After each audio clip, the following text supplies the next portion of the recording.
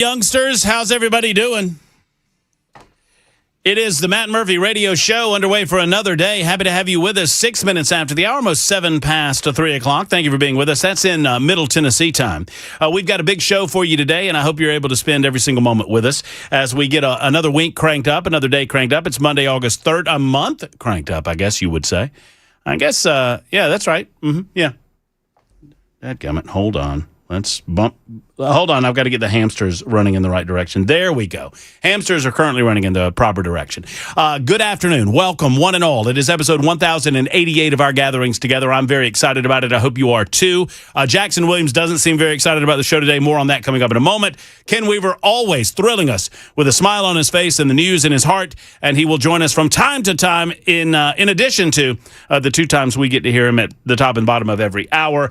Those are the players of the show that you'll hear, plus all of you on the telephones at 615-737-9986. I'm going to introduce those folks in just a moment after I remind you that you can find us on a variety of platforms.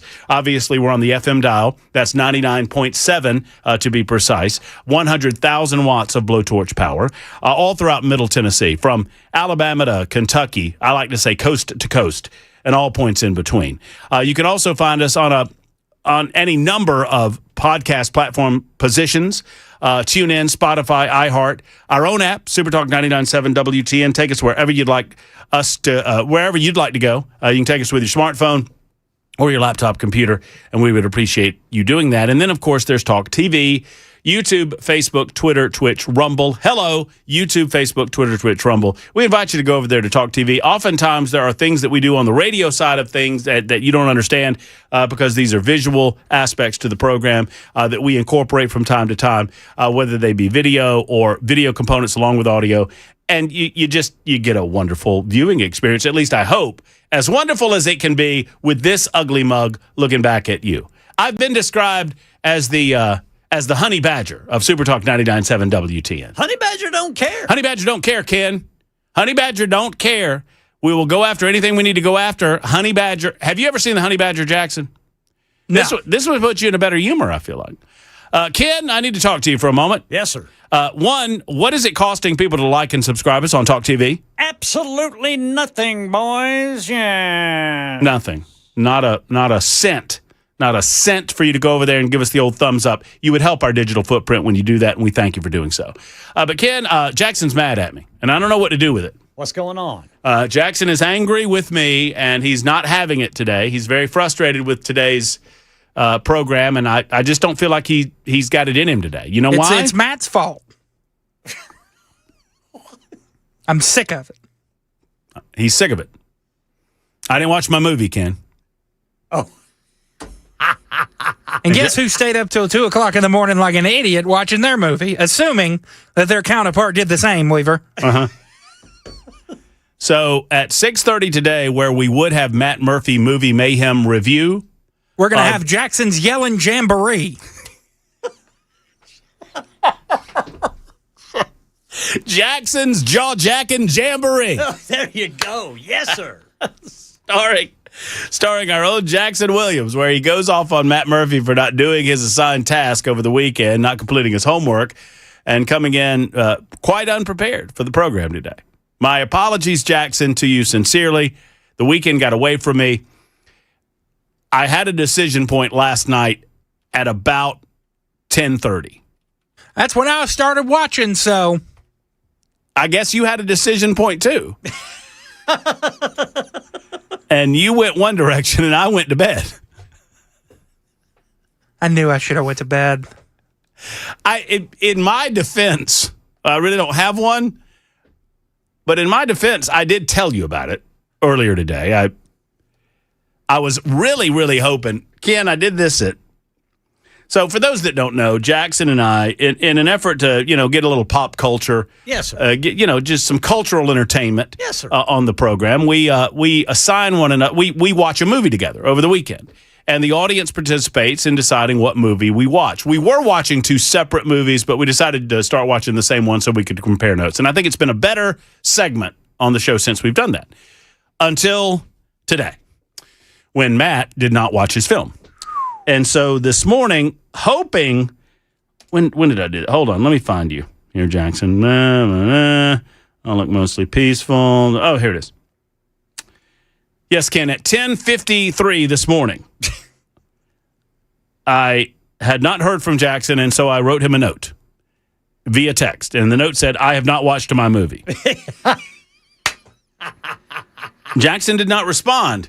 I was hoping for a very quick, oh, thank goodness, I haven't watched it either. Right. Let's just put it off till Tuesday. Nope, Right. I was sleeping off my movie. Jackson was still in bed because he stayed up till the wee hours of the morning watching Interstellar. Jackson, am I going to enjoy it? It's excellent. Okay, good. It's I'm very excited. We'll watch. I'll watch tonight and movie review tomorrow. But and today, you have to watch an extra movie. Oh, the Punishment movie's still in effect? Yep. I'm not watching Jack and Jill again. I will jump out of this window before I will climb. I will find a way up to the roof of this building and jump to my certain demise off the top of this building. Should you ask me to watch Jack and Jill again? It is the worst movie I've ever seen, and I've seen some pretty bad movies. Kenny, have you ever seen this movie? Jack and Jill? The Punishment movie that Jackson made me watch when I did this once before. I've never heard anything about it. Jack and Jill is a movie that stars Adam Sandler, and he stars in the film as a twin brother and sister. So he's the male and a female. Oh, goodness. But they play it straight, Ken. It is not played for gags. He is playing the female straight. Imagine Adam Sandler as a girl. You mean it's not meant to be a comedy? Well, it's a comedy, but It's not funny. it's not funny. it right? does. Yeah, that. It is awful. Yeah. It is, and I have no idea how they got Al Pacino to act in that movie. I mean, I guess a lot of money. I mean, I guess the man needed money for taxes or something. I don't know. He must have owed him a favor. Maybe, but I owed him something. just a Al Just a- Pacino's in it? Yeah. He is a star. It is Adam Sandler as a boy, and he's got a crush on the girl Adam Sandler. Goodness. yeah. Sounds like there's some goomies involved with yeah. that. Well, you better be on some goomies if you watch this thing because I mean we're making it sound better than it is. I mean, exponentially better than it is. I mean, you would think, oh, Al Pacino's in a film and Adam Sandler dressed up like a chick and Al Pacino's attracted to her. You think, well, okay, well that's got comedy written all over it. No, it does not. It It's did not have funny. It did not have comedy written all over it. It is not funny. Goodness. And I'm not against Adam Sandler. I kind of like I it. love Adam Oh, Sandler. I do too. I just don't know if I don't know. I would not watch that. I'm getting mixed results on Interstellar on the super text line. Y'all don't ruin it. I've got to watch it. How long is that movie? Interstellar, I bet it's 2.5 hours long. 3 hours long. You're going to be up late, Brother Murphy. Oh, yeah. Get home, have a little dinner, pop it on, let's say 9:30 up till, a little after midnight. Sure. Yeah, it'll be all right. It's on Amazon Prime. Amazon. Well, I got Amazon Prime, too. Well, good for you. Oh, thank you, Jackson. I appreciate There's Is commercials Miss at the Beasley beginning. And Mumford, they going to watch it with you? Mrs. Beasley and Munson. Munson. I'm sorry, Munson, not Mumford. What in the world? Thank you, It's Ken. It's Jackson. Jackson does that. Munson. Uh-huh. Oh, Munson. Man, speaking of Munson, you know what I did do over the weekend? This will make Jackson even madder because I could have been watching my movie when I did this. I watched some old clips of Larry Munson calling football games. Oh, really? Just to get into the mood. I mean, it's foosball season, Ken. Yes, sir, It's is. foosball season. Oh, my goodness. I'm getting so freaking nervous. Oh, and my God, he's running over people. Oh, he's with those big thighs. Just a freshman. He's running over. Oh yeah, no. His first game was against Tennessee. He didn't start the game. Most people forget Herschel did not wow people in practice, or did not wow any of the team in practice, and then he got into the game. We were losing to Tennessee, first game of the 1980 football season, by a score of 15-2. Ken. Yes, sir. And they put Herschel in the second half, and he ran over Bill Bates. And that was the first moment that he popped up on the national scene is, hey, this guy might be pretty good. Anyway, boy, I can't wait. You got to love big old running backs like that, man. I freaking love a big old freaking running back. I dude. feel like the tide is swinging back to the running back. You know, it's been away from the running back for a hot minute. And I feel like, that pendulum always swings back and forth from offense to defense. And, the premiums on the QB or on the receivers and the premiums on the backfield. And I just feel like it's swinging back to that Derrick Henry style. And you've got to have, in the SEC, one thing I've learned is you've got to have three backs that are at least 210 pounds. No. To be able to handle the pounding they're going to take. No question. No question. It's got to be running back got by committee more than anything. Yes. I mean, gone are the. I knew this, but I saw a portion of they were replaying on SEC Network the history of the SEC, and I saw the portion where they were talking about Herschel there too, and the national championship game in 1980. I don't know if you know this or not, Ken. I mean, Georgia faithful will know it, but everybody else probably doesn't. The second play of the national championship game where Georgia played against Notre Dame, Herschel Walker they dislocated his shoulder. They popped it out of socket, and he went back onto the side. He went to the sidelines, and they're like, "Well, you're out. I mean, there's no way you can get back in the game." And Herschel's like, "There's no way I'm not playing this game." And he told the team doctor to pop his arm back in socket on the sidelines. Yep. And they did it. And he took 34 more snaps in that game with a dislocated shoulder. Yeah. And Now, he was the only one. And it's a shoulder, y'all. Yeah. This is not your finger that got broke. No. You can't hide from a shoulder if you're a running back. No. And Notre Dame was hitting him in that shoulder. Heck yeah, they were hitting him in the shoulder. Anyway, Even if he's on the ground, just fall on him. We won that foosball game, Ken. Yes, sir. We did. We did. I think it was 17-10, if I'm not mistaken. But Oh, I can't freaking wait. it's gonna be a fun football season. You know what's the most fun about this time of the year? We're all undefeated. We're all baby. undefeated. We're all undefeated, baby. I had a terrible dream the other night. What'd you have? I had a terrible dream that we got beat by UTEP. That they ran a bunch of trick plays and beat us. You did not. Did you really? Oh no. Is that your first game of the year? Yes. Oh, you don't want to get It's UTEP or New Mexico State or something like that. Hey, Oklahoma Sooners are a sexy pick to end up in the SEC championship, Ken. Stop. I've seen it. I don't want it. I've I don't want to seen talk it. about it. With my own eyeballs, I've seen it. Well, we got to get past this election that's coming out on Thursday. All right, I want to just kind of telegraph what we're going to do today. Yes, sir. We have any number of candidates that are coming on the show today. I've already made them aware. We've got one candidate that's sitting on the line right now. He was aware of this already, and we invited him to call in. Today is Matt Murphy's political all skate. Y'all know what an all skate is? It's where everybody's invited, everybody with skates on, come on out to the roller rink, and everybody gets to skate. It's an all skate on the Matt Murphy Show. Everybody onto the skating rink. Here's what I mean by that. This time of year, with the primary on Thursday, early voting has been completed. We, on the Matt Murphy Show, and I'm certain that every other show on the radio station, Dan Mandis, Chris Hand, Chad Benson, being inundated with people who want to come on air and talk about their individual candidacy. And in some cases, these races are small enough, and I'm not using that language as a pejorative. I'm just saying that they're localized enough where perhaps I wouldn't have you on normally simply because the breadth of the listening audience, if you're up there in Clarksville, you don't really care about a race that's down there in Pulaski or whatever it might be.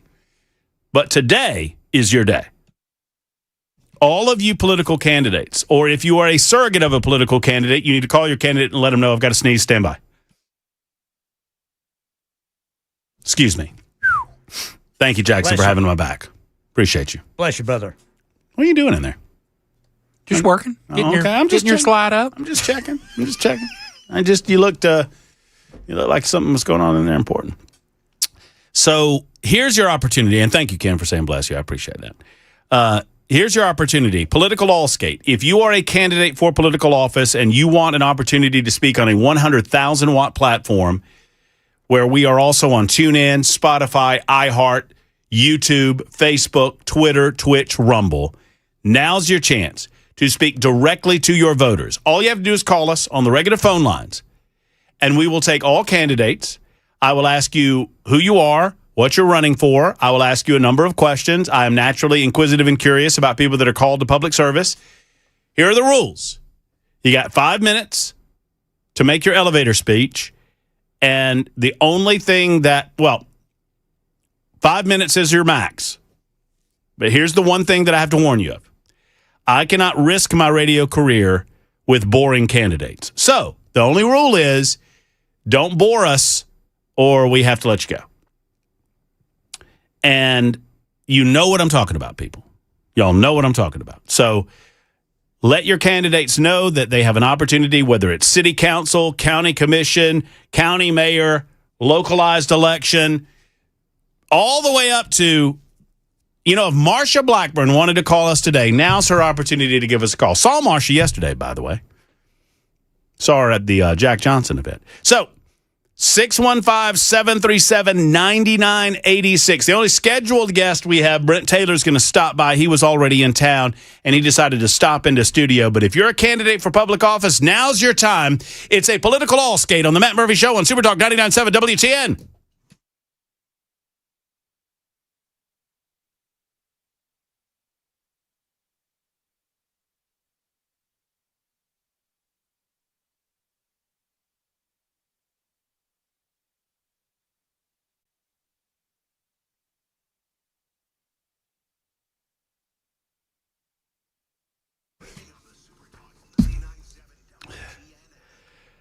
Hello, friends. It's Matt Murphy. Let's talk about your lawn. Dickens Turf and Landscape Supply is your go-to stop for all things lawn service. Mow big lawns in less time with zero-turn riding mowers from Dickens Turf and Landscape Supply. They feature Pro DNA, giving you the same cut quality and reliability as commercial mowers for a professional-looking lawn.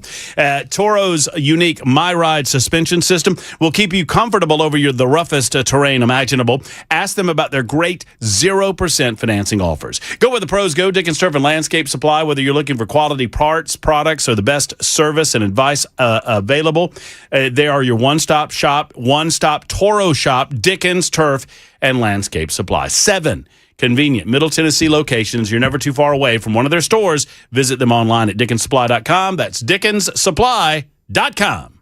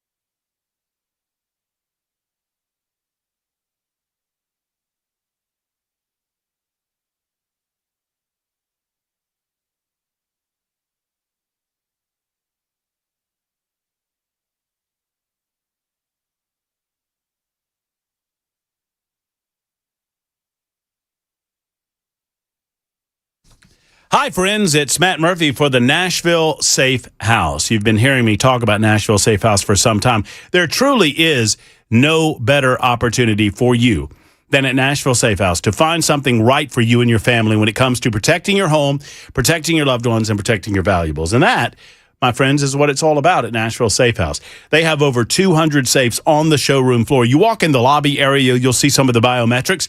You'll see Donald Trump standing in the lobby there. Well, a cutout of Donald Trump standing in the lobby there. You'll see the Murph, which is my personal safe that I would recommend that you purchase. All you got to do is go ask for the Murph, and they'll tell you all about it, Mark and Jill and the rest of the team. Then you walk onto the showroom floor, and it is there's about 200 safes there. It's a safe maze. That's just the tip of the iceberg. They have another 400 back in the warehouse. They have more safes than any of their competition combined at Nashville Safe House. They're the only one that I would recommend. Go to NashvilleSafeHouse.com. All shapes, sizes, fire ratings, all manner of safes, all quality and all ready to go for you to be delivered by their professional delivery crew. NashvilleSafeHouse.com or stop by and see them. 4th Avenue South in Nashville. It's Nashville Safe House.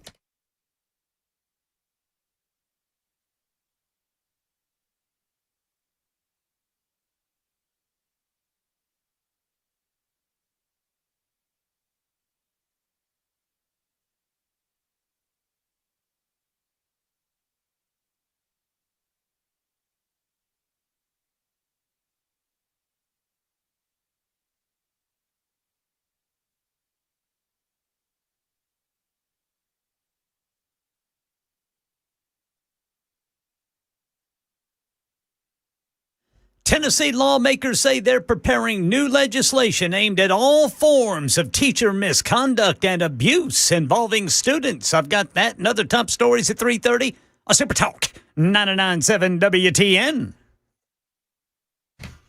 Super Talk 99.7 WTN, the Matt Murphy Show in progress, 27 after the hour or so. It's a political all-skate on the Matt Murphy Show this Monday before primary election day this coming Thursday. Early voting concluded Saturday. Had a big event out at the factory, or I was at a big event out at the factory where a lot of the assembled political figures were asking for votes. Saw Brent Taylor out there, saw Governor Bill Lee, did not get a chance to speak to Governor Lee, spoke to Senator Blackburn, spoke to Charlie Hatcher, saw Andy Ogles, didn't talk to Andy, William Lamberth was out there, any number of senators, obviously Jack Johnson was there.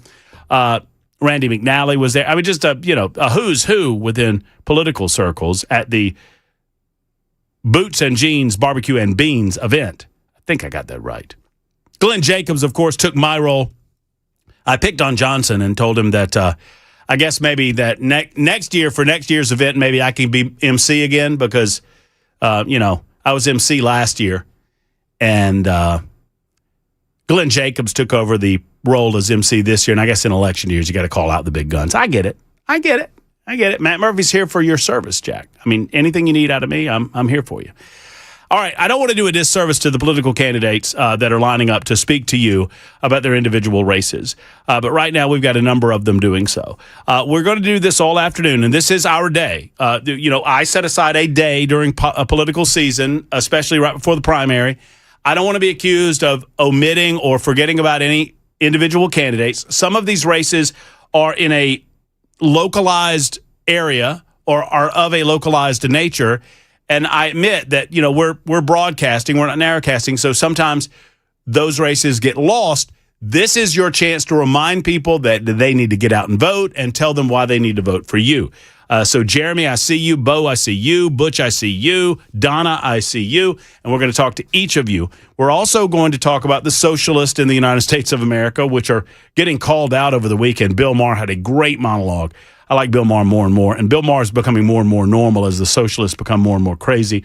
Of course, there was the RFK Dana Bash back and forth on the Sunday Morning Talk program that everybody in political circles is talking about. We'll discuss that. And this tragedy that happened over the weekend in downtown Nashville on Lower Broadway. I've got some thoughts on that as well. All to come. But I step aside and make way for the political candidates.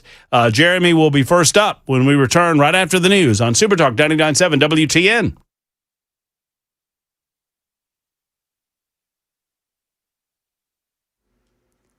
I'm Ken Weaver with your top stories. Got the full forecast and traffic coming up in 5 minutes. Right now in Tennessee, state lawmakers are preparing new legislation aimed at all forms of teacher misconduct and abuse involving students. Channel 4's Amber Jayant says state leaders say the proposal will focus on strengthening student safety, holding offenders accountable, and protecting the integrity of classrooms. That's right. Well, this all comes after a teacher was fired here at Big Picture High School for allegedly taking pictures and videos of his students and then using AI to create inappropriate videos of them. And lawmakers say that more needs to be done to stop this type of behavior. Now, these new measures expected to be considered when the General Assembly returns to session in January. 2 Michigan residents have become the first known Americans to die in the cyclosporiasis outbreak. State officials say both patients had pre-existing health issues that may have been worsened by the illness and dehydration. And after signing an executive order today that creates the Military Spouse Commission, President Trump taking questions. Trump, when asked about the U.S. backing off a threatened big strike against Iran, saying Iran has been negotiating, even though Tehran has been denying it. We're talking about the strait, the opening of the strait, having it open literally by tomorrow, completely open. Now, here's President Trump after signing that executive order creating the President's Military Spouse Commission. America cannot have the strongest military in the world without the love and devotion of our remarkable military spouses who make the extraordinary sacrifices for our country. Yeah, this new White House panel will advise the president on issues affecting military families, including employment, child care, housing, health care, and education. Microsoft issuing a security warning about hotel Wi-Fi. The company saying Russian hackers are using phony sign-in pages to break into your accounts. That's the latest news. Traffic and weather's next. I'm Ken Weaver, WTN News.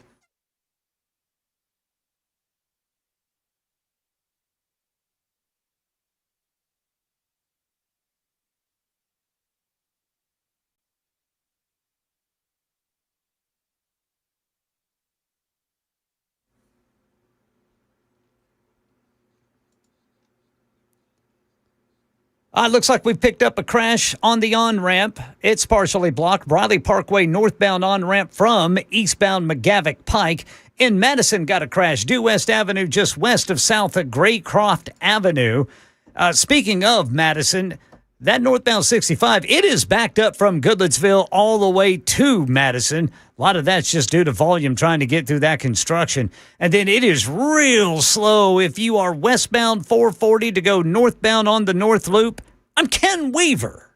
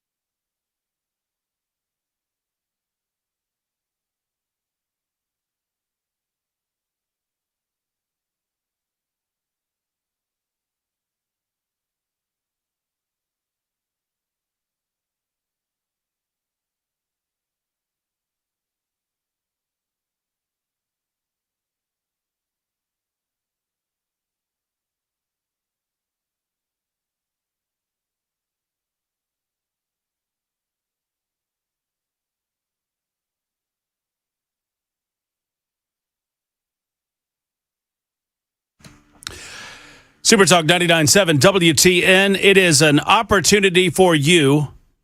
We call it Matt Murphy's Political All-Skate. Everyone gets on the dance floor. Whatever your race might be, wherever your race might be, we want to talk with you. We want to speak with you about why you are drawn to be a candidate for public office, what you're running for, and why people should vote for you. And without further ado, let's get into it. It's an all-skate on Super Talk 99.7 WTN. Jeremy Thompson joins us. Now, Jeremy's been in studio with us. I know where Jeremy's running. I know what he's doing, and I know he's got a lot of people behind him. And it's good to talk with you, Jeremy. How are you? Hey, thank you for having us again, Matt. We're glad to be on the show. Thank you. Man, it's obviously a pleasure. Tell everyone that maybe missed our conversation previous to today what you're running for and why you're running. Hey, we're running for the new 9th Congressional District of Tennessee that runs from Memphis over to Lincoln County, Fayetteville, where I live, and then up towards you guys there in the eastern half of Williamson County. And I'm running because I love this country. I love it enough to die for it. I served it for 22 years in uniform, and I'm watching it being pissed away by politicians that won't stand up for what they know is right. Jeremy, what would you say on the campaign trail to potential voters that ask you what separates you from the other candidates in the Congressional 9th District Republican primary race? Well, I served 22 years as an all-source intelligence analyst. I started my career early as a special operations all-source intelligence analyst with a deployment with the Green Berets to North Afghanistan, where we ran, missions by horseback from village to village, weeding out our country's enemies.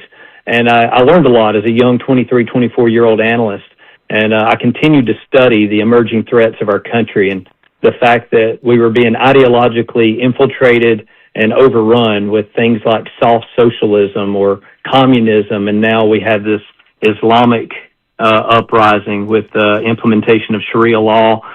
We've got a lot of problems in this country, but I see politicians in D.C. argue every day over the issues that do not move the needle in a positive forward direction for this country. I'm tired of it, just like everybody else. I'm not a politician. I've never run for an office before, but I've been observing as a third-party national security advisor and observer in D.C., as a leading military nonprofit with the Special Operations Association of America. What would you say, I believe I can make a difference. Jeremy, what would you say is the biggest problem/challenge in Washington, D.C., from your observations? Yeah, nobody knows how to give and take anymore. It's either my way or the highway. People want to enter political discussions or policy-making discussions, and they think they're the only right one or they're the smartest one in the room. And I can tell you, as a process-oriented military man, you will never get anything achieved if you keep going down that road. But the biggest thing, I think, is we don't hold ourselves and the people to our left and right accountable anymore. We just we go along to get along to try to see what the next achievement will be without holding any lines of accountability or setting any kind of left-right limit standard. What is the most important issue that Jeremy Thompson, as a congressional representative from District 9, can tackle in D.C.? What would be your priority? I think the first thing I would get out in front of is how we're educating or failing to educate our young people. I've said for a very long time that our greatest national security threat is not Iran, it's not Russia, it's not China. It's the way that we're educating or failing to educate our young people, K through 12 and post-secondary school. If we're not producing patriots and people who love this country that are academically and vocationally qualified and ready to face society when they get out of school, we are failing them. We're doing them a disservice, and it's an unhealthy way forward for this nation. Jeremy, what else would you like to say to convince voters, potential voters in the 9th Congressional District, to pull the lever, as it were, for Jeremy Thompson this Thursday?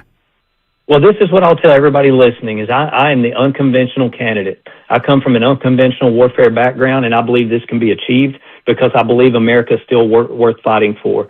My good friend Nick Freitas, you may or may not know him, but he's a rising star in the conservative talk arena. He said we can save this country in one generation, but we have work to do. And if people will trust me and vote Jeremy Thompson on August the 6th, I will go to work, and I will work every day, 12 and 14, 16-hour days if necessary, to get people accountable back to the people, not government, and immediately start looking for ways to reduce government and get back to our constitutional and biblical principles as a nation. Well, Jeremy, it's a pleasure to have gotten to know you. Win or lose come Thursday, we're getting down to see you down in Fayetteville. We appreciate you being on with us, appreciate your call to public service and the fact that you have thrown yourself into the arena. And best of luck to you on Thursday, and we'll talk again, my friend. Yes, sir. Thank you. I appreciate you much. Yeah, take care. There's Jeremy Thompson. He's running for the 9th Congressional District seat. Now, we've got Brent Taylor coming on a little bit later on. Todd Warner's invited to call. You know, it's a political all-skate. Anybody can come on. I think there's a 4th candidate in that race, too, from Memphis, if I'm not mistaken. 615-737-9986. Bo Gill is next. Bo, I don't know what you're running for, but I look forward to talking with you. How are you? I'm doing great, Mr. Matt Murphy. How are you doing today? Man, I'm fabulous. You're good to call us. Tell everybody who you are and what. Tell everybody who you are and what you're running for. Well, I like this skating arena you've given us, for a smaller type candidates, and I really want to, first off, say thank you for that. My name is Bo Gill, and I'm running for County Commissioner, Bedford County, District 5. I'm a lifelong resident of Bedford County, and I'm ready to represent the people the way that, it was intended to be. Oh, did we lose you there, Bo? I don't know if we lost you or not. Okay, you there? It kind of went out a little bit, but I'm looking. All right, so I'm looking on the map. Bedford. That's what's the biggest town? What's the biggest city in Bedford? Just south of Murfreesboro, right? Is where Bedford County starts. Yeah. And that is what we are. One of our challenges we're facing is growth right now, Matt. I currently sit on the Shelbyville Planning Commission, and our agenda has gone from small things to hours-long meetings. The growth the challenges we face are the growth and how to keep and keep that character of Bedford County, that rural character that we all know and love, and the reason why we come here. We're catching a lot of that spillover from Rutherford County, from other areas. We're like every other county, but Rutherford County, being next to that county line, it's really getting that spillover, and land's cheaper. Things are cheaper. But that's one of the big hot issues now. Of course, the solar, the data farms. We've recently enacted a moratorium on that in Bedford County, as most people have. But we've got development issues. We've got a lot of ideas and planning strategies that need to be implemented on a local basis. Are y'all? Is Bedford County Bell Buckle? Bedford County is Bell Buckle. Okay. Bell Buckle would be in the northeastern quadrant of Bedford County. That will not be my district. That'll be District 1 there. But yeah, Bell Buckle. Gotta love Bell Buckle. Okay. Right? I'm just trying to give people a little sense of where we're talking about. Bell Buckle's absolutely gorgeous, but that's exactly right. Obviously, I guess Shelbyville is then the biggest city in Bedford County. That is correct. We are the walking horse capital of the world. We do have the celebration coming up here in a few weeks, Walking Horse Celebration. You need to come down. It's a big event. You need to come to Shelbyville, Matt. We need to have you down I love here. it. I absolutely love it. So tell everybody about Bo Gill. I mean, what do you do in normal life, and what called you to, throw your hat in the arena? Well, I'm a real estate appraiser. That's what I do. I'm a residential real estate appraiser. And like I said, I have served on the Planning Commission. Sure. I've just gotten, I've seen some things here in Bedford County that I really like, and I see some things that I don't like and that need to change. I think we're in an old mindset of things to where we wanted to incentivize people to build in our rural area. And now that the population has come here, a lot of our regulations are too loose, and quite frankly, they need to be updated, and the standards need to be at stronger quality. But me, Bo Gill, I was born and raised in Bedford County, and look, I just want to treat it like the our forefathers intended, and that's to represent the people, not be a leader. I just want to be a representative of the people. I don't know how, and I think the only way is to get your constituents and to get their pulse is to go around and talk to them and be with them. I don't know how, but how other way that you can do that. We've got the internet now, but I think that's important, is staying in contact with them. I'm a people person. I love to talk, and I'm not always right. And this is the first time I've ever ran for an office. This is the first time. So, I'm learning as I go, but I do know that I have paid attention and been attended, meetings, and I see how things kind of go on from afar from this side. But it has encouraged me, and other people have to step up and to serve. Your name, you got a great name for politics, Bo. Bo Gill. I mean, it rolled. I mean, so I can think of you slogans till the cows come, take the red pill, vote Bo Gill. He's no shill, vote Bo Gill. I mean, they just. All day long, Matt. All day long. Great. Yeah. I mean, if this was a higher level, I would, of campaign, maybe we would come up with some big thing. But it's county, and I try not to get too big for my. You're going door. I bet you're going door to door, baby. That's door to door politics. And you have to, but nowadays it's a little different. The door to door, more people are a little bit more, a little bit more leery. I try to catch people outside. I go by. It's amazing in a small county how many people I've met that I had no idea, and how many people have lived there the same amount of time that I have in this little county that I just now getting to know. Right. Getting out there, win or lose, I have won. I have gained so much from this experience. And I think I have a good shot. But if the Lord wills it, then it'll happen. That's the way I look at it. Well, Bo, best of luck on Thursday. Let us know how it goes, my friend, and good luck on the campaign trail till then. Thank you, sir. All right, take care. There's Bo Gill. That's how you get it done, right? I mean, it's the elevator speed. We're on the think of us. You got a voter on the elevator. It's a 100,000-watt elevator, and you're on the elevator, but you're only on there for like less than 5 minutes. What can you say that convinced that person that they should vote for you? Now, this is a person that I've been wanting to talk to, and I've been meaning to call back. I heard him on Dan Mandis' show the other day. It is Butch Baker, and I know he's running for state senate in Tennessee. Hey, Butch, how are you? Matt, how are you? Man, I'm glad you called me. I appreciate you. I'm so sorry that we haven't gotten things scheduled, but here we are, my friend. What's going on in your world?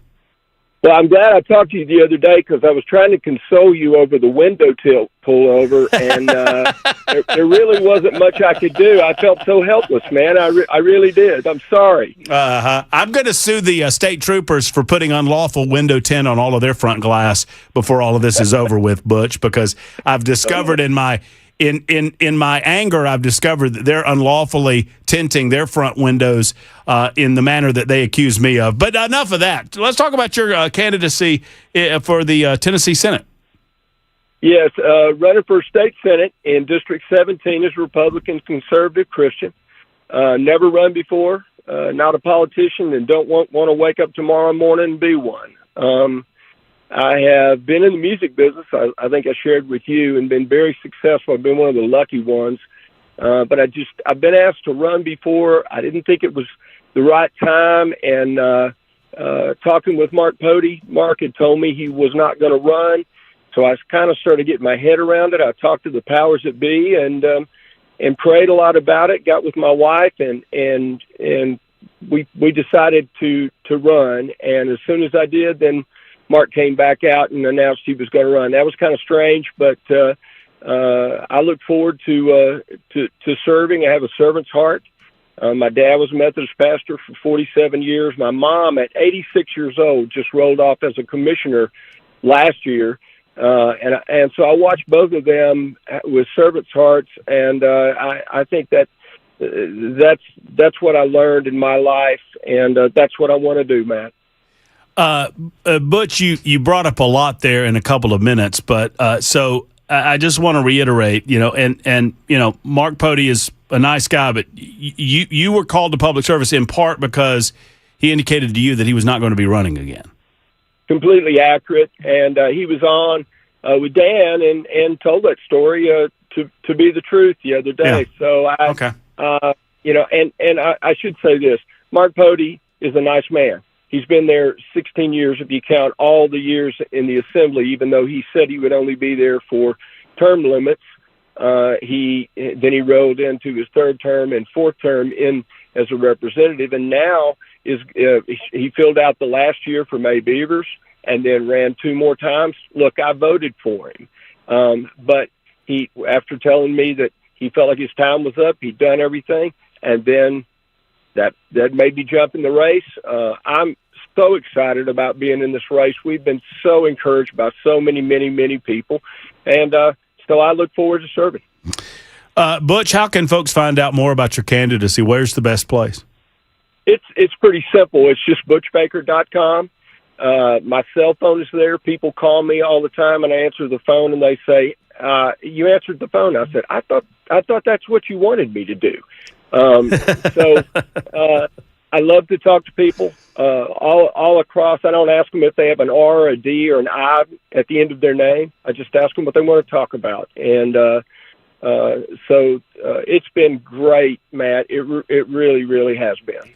Well, best of luck moving forward. Best of luck on Thursday, and let us know if there's anything else we can do for you, Butch. And we'll be watching that race very closely.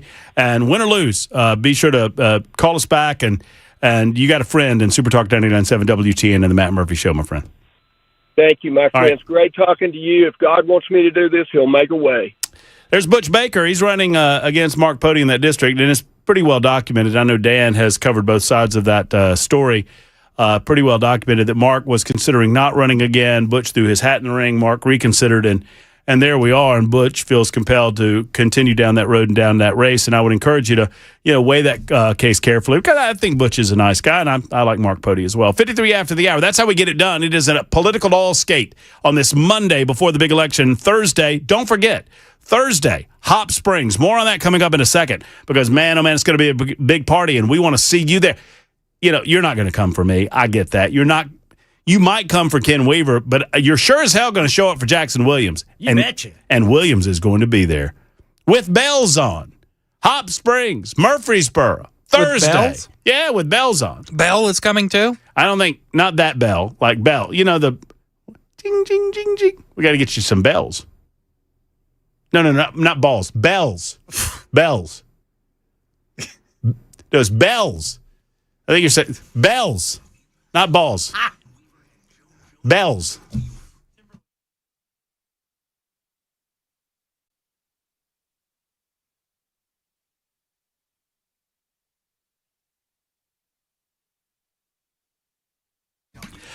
All right, folks, you need to pick the phone up and make the call that you've been thinking about making. I mean, I would encourage you to go ahead and make the drive to Timberland Cabinets, because you just can't get it from the website. Although the website is gorgeous, timberlandcabinets.com, timberlandcabinets.com. And Debbie's ready to talk with you. I call her Deb. You can call her Deb or Debbie. She'll answer to either, but she'll answer the phone when you make the call that so many others have made to your local source for all things cabinets in Middle Tennessee, Timberland Cabinets. These are high quality cabinet products at affordable prices. They're made right here in Middle Tennessee. You can tour the facility like I did when I went to Timberland Cabinets. It's pretty impressive. I mean, let me tell you something, folks. They're employing a lot of Middle Tennessee people, and they're doing great work. Artisans inside that facility making cabinets just for you. They offer solid wood and hardwood cabinets. They don't slide around corners. They don't do the cookie cutter particle board stuff. They just don't do it. They don't believe in it. They believe in high-quality materials at a lower price point that you can get from some of the big boys. And certainly they're better than the big box stores. 931-499-7170. 931-499-7170. Talk to Deb and the rest of the team. You can talk to any of the Steves. There's multiple Steves in the facility. There's tall Steve. There's middle-size or normal-size Steve. And then there's T-Tiny Steve. So you can talk to any of those folks and tell them I sent you to Timberland Cabinets.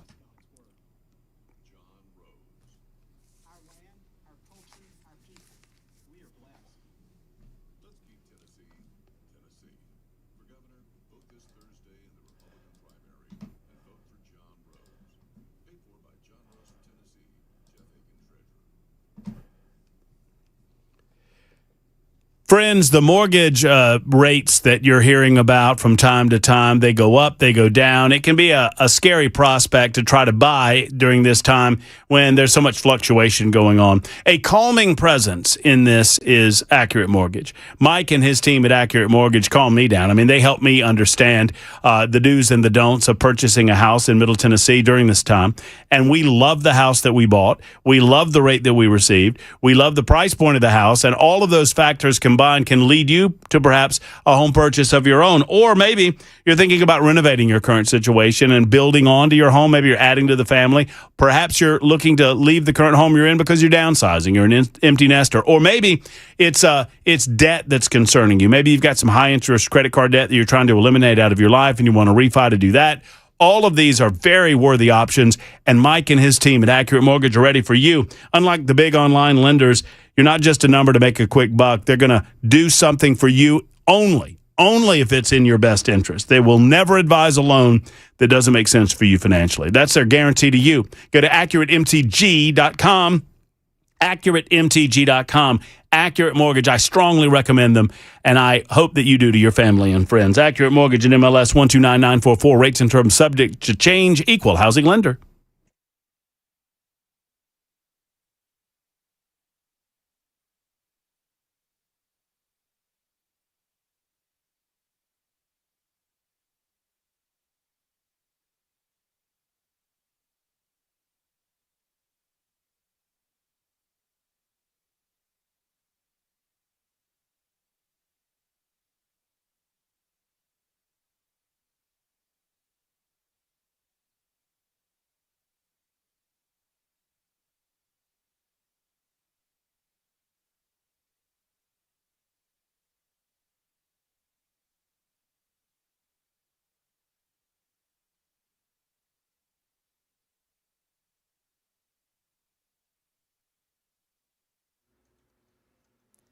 Four o'clock on the dot. I'm Ken Weaver with your top stories. Got the full forecast and traffic in 5 minutes.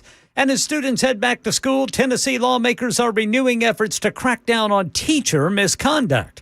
Channel 4's Amber Giant spoke to Tennessee House Education Committee Chair Mark White about new legislation to protect students from teacher abuse. Now, Representative White says that he wants to make sure that school districts are being transparent when inappropriate behavior does happen. When a particular teacher is being dismissed from a school district or a particular school, a lot of times they will do it quietly. And then the teacher goes to the next district and gets a job and no one knows the difference. We want to make sure that it is reported why that teacher was dismissed so they can't go to District B and be hired again and commit the same behavior in another district. And Representative White says he will be considering different proposals when the General Assembly reconvenes on January 12th. Yeah, this legislative push comes after a Big Picture high school teacher here in Nashville was fired for allegedly using artificial intelligence to make inappropriate videos of students. Michigan has reported the first 2 U.S. deaths associated with cyclosporiasis during a record-setting outbreak of the disease. The illness caused by the cyclospora parasite. It leads to severe diarrhea and dehydration. Health officials say both victims had significant underlying medical conditions. And President Trump says the Strait of Hormuz could be opened by tomorrow, amid new talks, he says, is the reason he chose to withhold massive attacks on Iran over the weekend. They're going on right now. It's an amazing thing. We have a little problem with Iran because we have many talks and we'll say we have or we don't have. We're straight about it. But they deny it, but they're not denying it now. They just put out a statement not denying it. Before this, the president signed an executive order creating the Military Spouse Commission to serve as a direct line between military families and the White House. This commission will provide recommendations for improving the quality of life for military spouses so that we can better support both our military families and the entire United States Armed Forces. Members will examine challenges such as frequent deployments, child care needs, housing concerns, spouse employment. The panel expected to submit annual recommendations to the president. Summer vacations come to an end for millions of kids, and you better believe law enforcement's watching to make sure kids are safe from distracted drivers in school zones. Drivers on notice to put down their phones because there may be eyes in the bushes. A police officer in Dunellen, New Jersey has been hiding in the shrubs, blending in to catch unsuspecting drivers. The police posting on Facebook, "Did you spot our shrub today?" If you had your head buried in your phone, probably not. Dunellen police say that hiding in the weeds is way more effective than sitting behind the wheel of a patrol car. 74 drivers getting tickets Wednesday alone. Wayne Cabot, ABC News. That's the latest news. Traffic and weather next. I'm Ken Weaver, WTN News.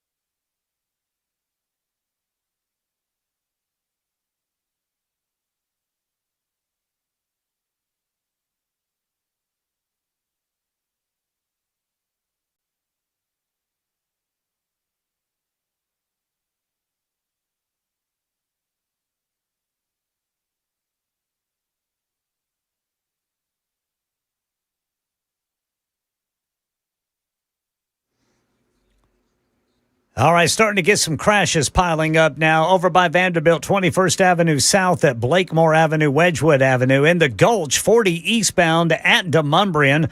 Opryland, the on-ramp partially blocked. Briley Parkway northbound from eastbound McGavick Pike. In Madison, due West Avenue, just west of South Graycroft Avenue.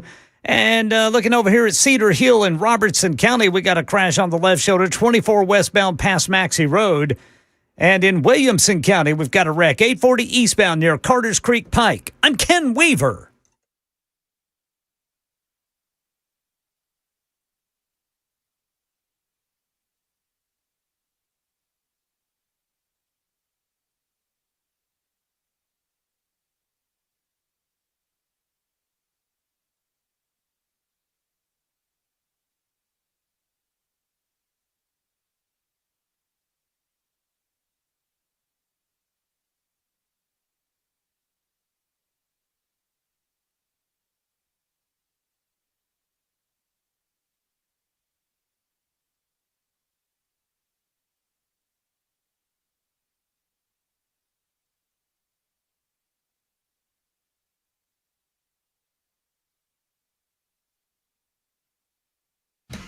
Hello, boys and girls. It is the 4 o'clock hour, the Matt Murphy Radio Show. That's hour number 2 of this Monday edition, August 3, in the year of our Lord 2026. We thank you for being a part of the show today, whether it's on TuneIn, Spotify, iHeart, our own app, Supertalk 99.7 WTN. Take us wherever you go. You can also find us on Talk TV, YouTube, Facebook, Twitter, Twitch, Rumble, YouTube, Facebook, Twitter, Twitch, Rumble, episode 1088. Yes, young Jackson? I've got a better intro.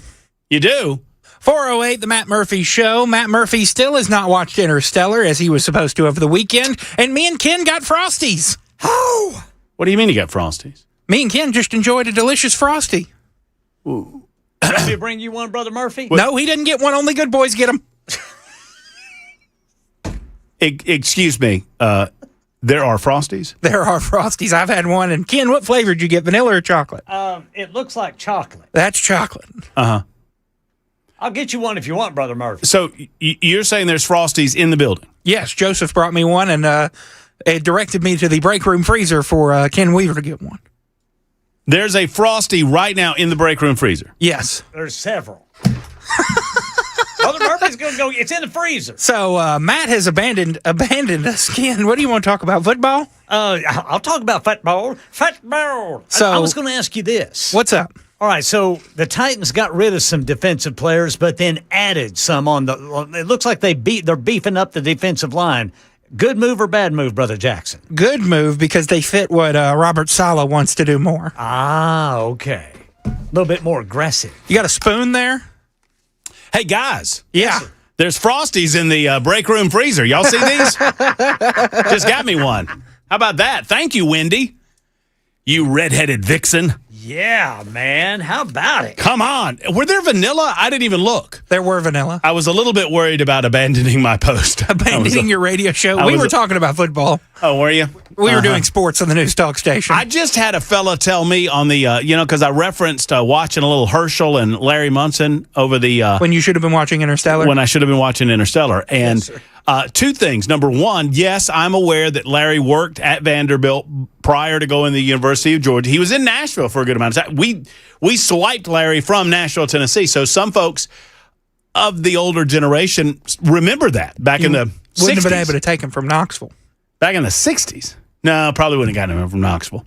But Tennessee had, I believe, John Ward at the time, which... and someone else mentioned, John Ward. The gold standard. Yeah, pretty good. I mean, man, they don't make them like John Ward and Larry Munson anymore, boy. And another person mentioned that I might not want to bring up the hobnail boot call. It's a pretty famous. You mean Dobbs nail boot? No. Dobbs nail boot. In 2016, Josh Dobbs booted out of the pocket and threw it deep to Jawan Jennings. Dobbs nail boot. We just broke their nose.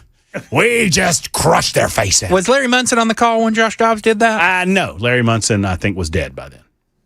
But thanks for bringing that up, Jackson. We broke their nose. He would say stuff like that? Oh, have you never heard hobnail boot? That's awesome. Oh, man. Ken, I might have to. No, I think I'll get in trouble. There's certain things that even I won't do on this radio show, and playing in the Middle Tennessee area, playing the hobnail boot call is maybe not one of them. Tennessee was ahead of Georgia. Uh-oh. There were just a few seconds left in the game, and we scored the winning touchdown. And it's Larry Munson's call scoring the winning touchdown, and he referenced a hobnail boot.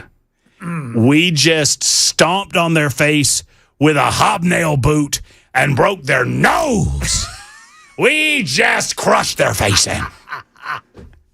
Larry just, Ken. Man, he was into it. He just said anything that came to his mind, and it was fabulous. Character. Oh, it's yeah. Character. Amen, brother. Amen, brother. Do you remember, did Oklahoma have one of those guys back in the day when radio was supreme? We had a guy, his big thing was Jiminy Christmas, Little Joe Washington, and the silver shoes. Oh, that's so good. Joe Washington wore silver. He painted his shoes silver. Nice. That was back during the Wishbone days. I just remember listening on the radio before you could get every college football game known to man on television. And, I just, out of the corner of my eye, I just watched myself get up and leave the studio. Sorry, I was watching on Talk TV. I'm a little behind. I just watched myself abandon my post for a Wendy's Frosty. It's okay. It's been sent to corporate. Imagine that I abandoned my post for a Wendy's Frosty. It does not take much. I mean, come on, man. It's a radio It was station, tasty. too. It's going to be good. It's going to be good. It's melting under those hot lights. You might need to get a spoon and. That's fair. That's a fair analysis. But I'm going to eat my Frosty while listening to political candidates. Do you have me? I feel like it's a political all skate. Yes, state. What an idiot! It's a political all skate on the Matt Murphy Show. We're gonna get some. We're gonna get some. Yeah, I mean, yeah, that's what I'm talking about. That's right. Get out on the dance floor, baby. You get in that skating arena.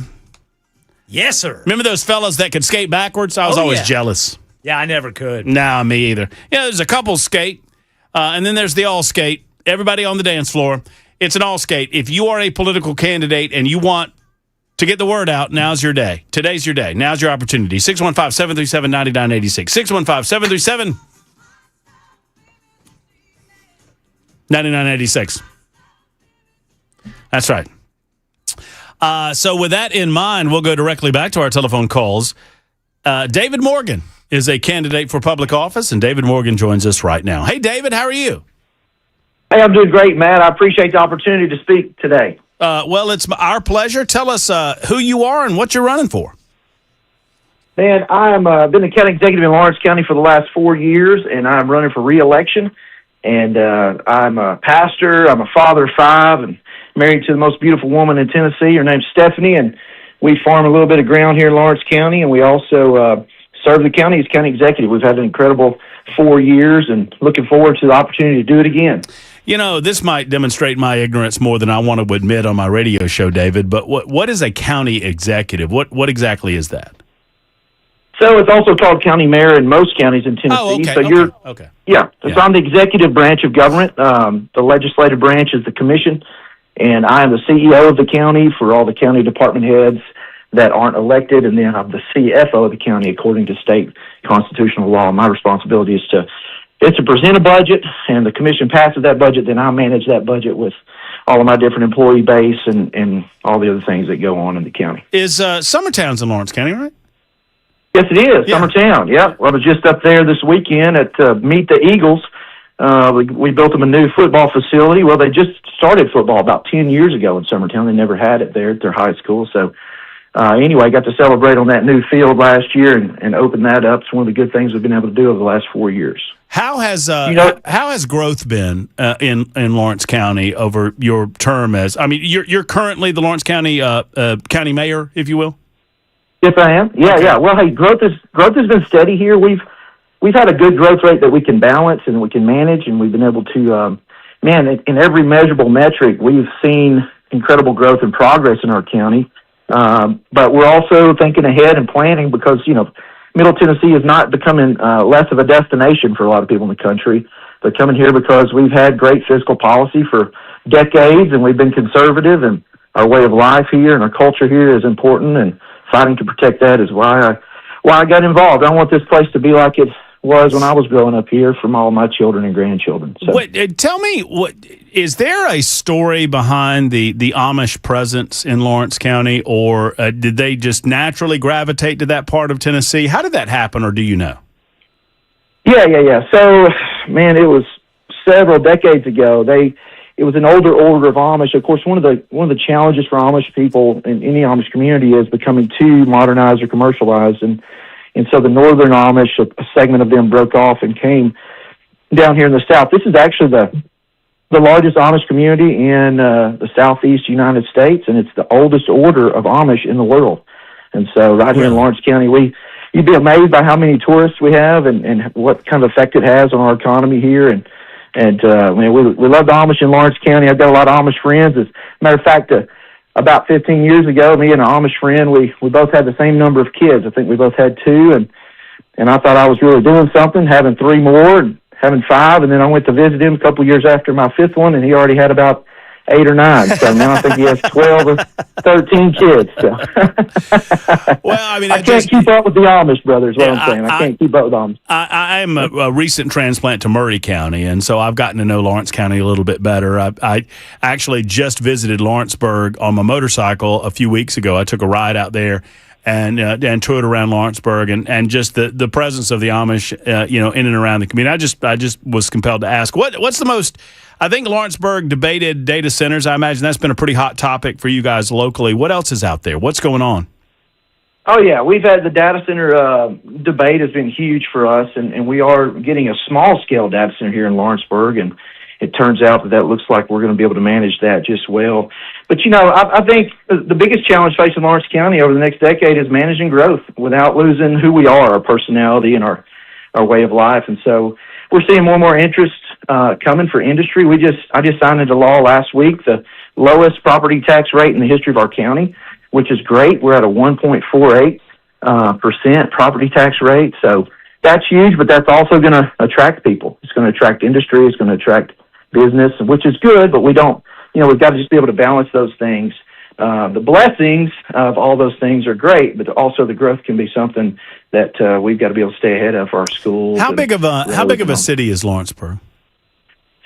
Well, I'd say it's about 13,500 people. The county is roughly 50,000. Okay. Yeah. Okay. So, and we're the largest. Go ahead. We're the largest county on the southern corridor, so on the southern border between Chattanooga and Memphis. Of course, those two are bigger than us, but we're the largest county across the basin of the state there on Highway 64. Mm-hmm. Well, David, where can folks find out a little more about you and your candidacy? Obviously, I would expect that you're pretty well known in the county, but how can people find out more if they want? Yeah, you can go to my website. It's David Morgan for Lawrence County TN. You can go there. You can also check me out on Facebook, County Executive David Morgan there. And also, I use my personal page a lot for a lot of stuff. But, I would love the opportunity to serve again. It's been one of the biggest joys of our life. My wife and I, she's a people person. She loves the community, and my kids, unfortunately for them, they get, whether they're people or not, you know what I'm saying? They're out and about with me. So that's right. That's right. Well, David, best of luck to you on Thursday. I'd love to get together sometime and get a better feel for Lawrence County. It's beautiful out there. I mean, it's just absolutely that part of the entire state of Tennessee, but I've fallen in love with that southern corridor down there. Just gorgeous country, and we look forward to the next conversation, my friend. Yes, sir, Matt. Thank you, sir. Have a good one. Absolutely. Take care. There's David Morgan running for Lawrence County, I guess county executive or county mayor. I've never heard it referred to as a county executive, but that makes a lot of sense. Of course, I didn't know anything about county mayors before I moved to Tennessee either. We got Donna coming on. Is it Danya? Danya. Kent coming on. Our good friend Perry Keenan's on the line. It's an all skate for political purposes today. I do this once a political season where I just invite folks, we are dedicating the day. If you are running for dog catcher, now's your time. Get in here. Sometimes we're not able to do this because we're trying to broadcast. We're mass communicating. But we're getting down to where the bones are buried, as they say, in these local races. So if you're running, no matter if you're running for governor, you're running for United States Senate, you're running for dog catcher. Now's your opportunity on this all skate day on Super Talk 99.7 WTN.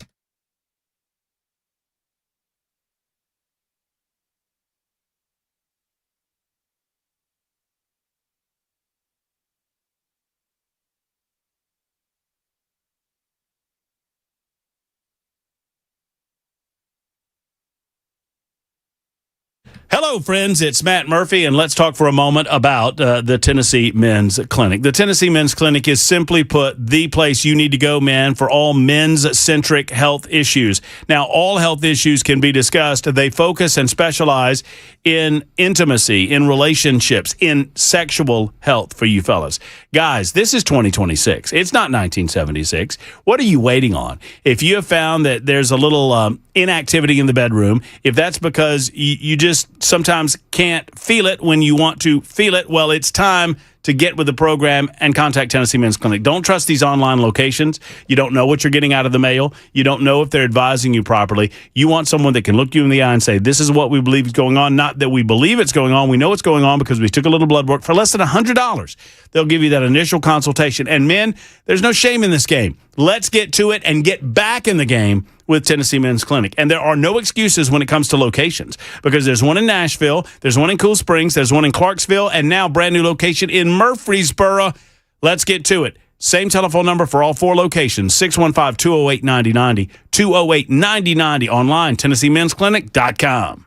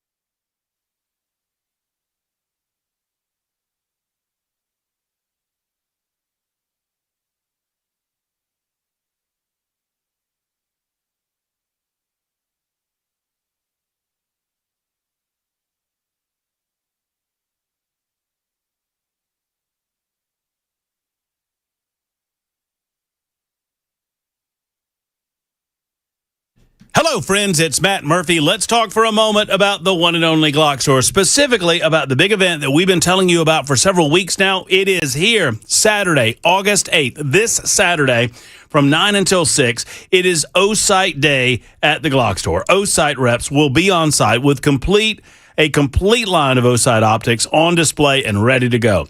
They have exclusive in-store deals on O-Site optics available for you this Saturday. Plus, if you buy a box of Boro bullets, you get to shoot all of the new O-Site SE MOS for free, no range fees. So that's just the cost of a box of Boro bullets. Come on now. Cost of Boro bullets can be applied to the purchase of a new O-Site optic as well. Up to 30 of the new O-Site SE MOS optics will be given away in one day. That's a $250 value, and 30 of those will be given away on Saturday, the 8th of August. This Saturday, all of this is happening. All attendees will get a raffle ticket with no purchase necessary. You must be present to win. Free O-Site swag available while supplies last. Local food trucks on site and ready to go. It's O-Site Day at the Glock Store this Saturday, starting at 9 a.m. Be there. The Glock Store, minutes away from the airport. Worth the drive from anywhere.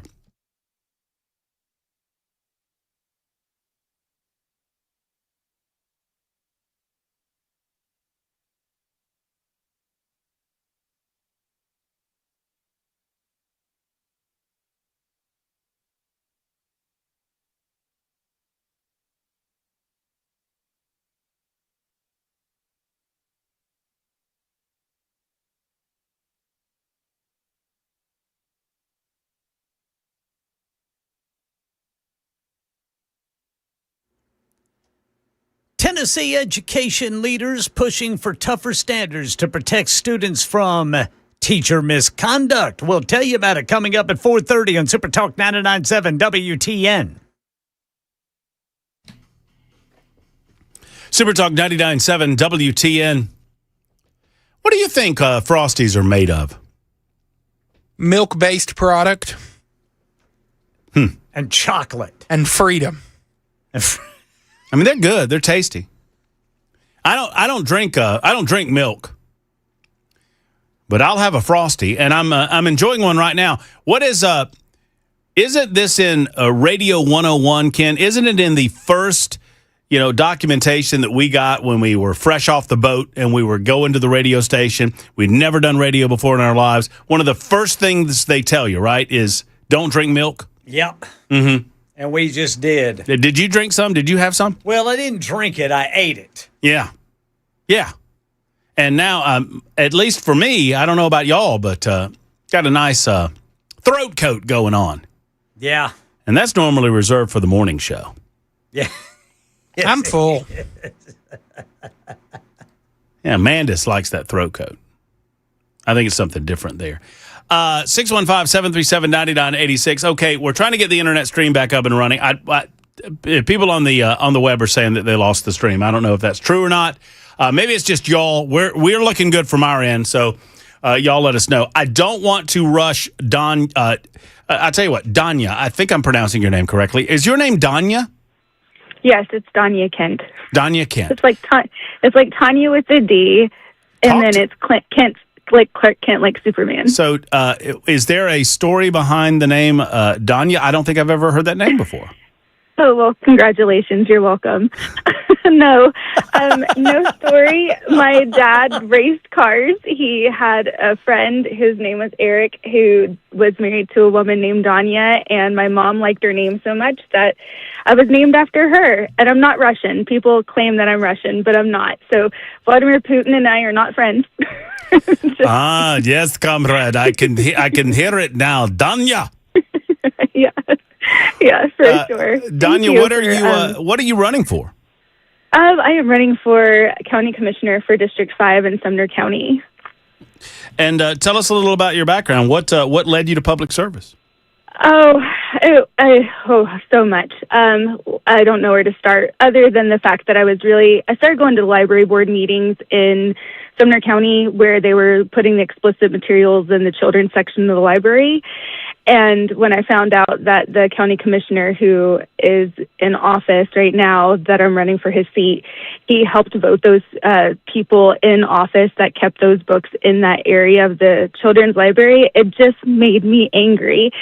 And the very fact that he wouldn't listen to the people, and I felt so bad for the people. And it's like, well, if he's not going to give a voice to the people, then I will.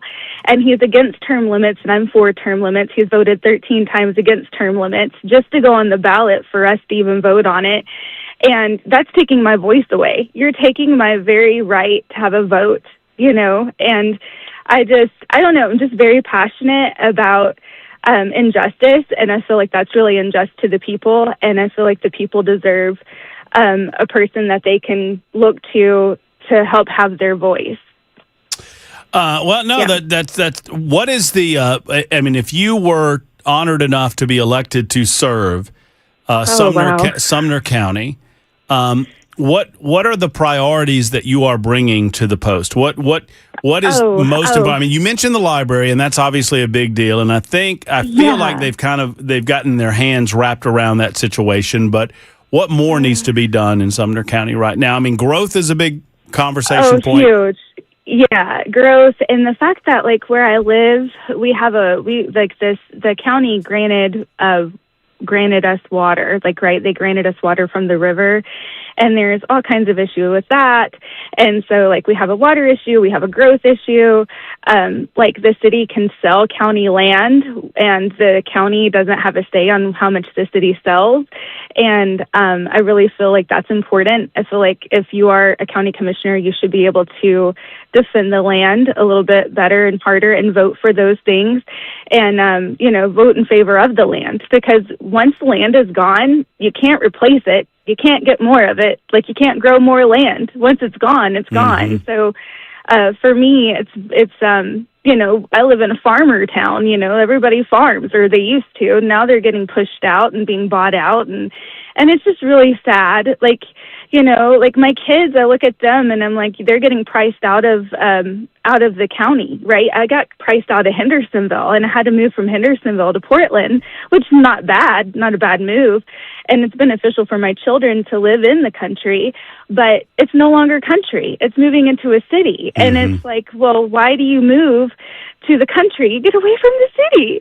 And so the city is following us because nobody can afford to live where they grew up. So everybody's being pushed out, especially if you're a unicorn like I am, born and raised in Nashville, raised in Sumner County, went to Beach High School. So it's like you see all this growth, and you see that, our children are going to suffer. I want to make a future for them where they have a legacy, where they can call home and they can afford the land.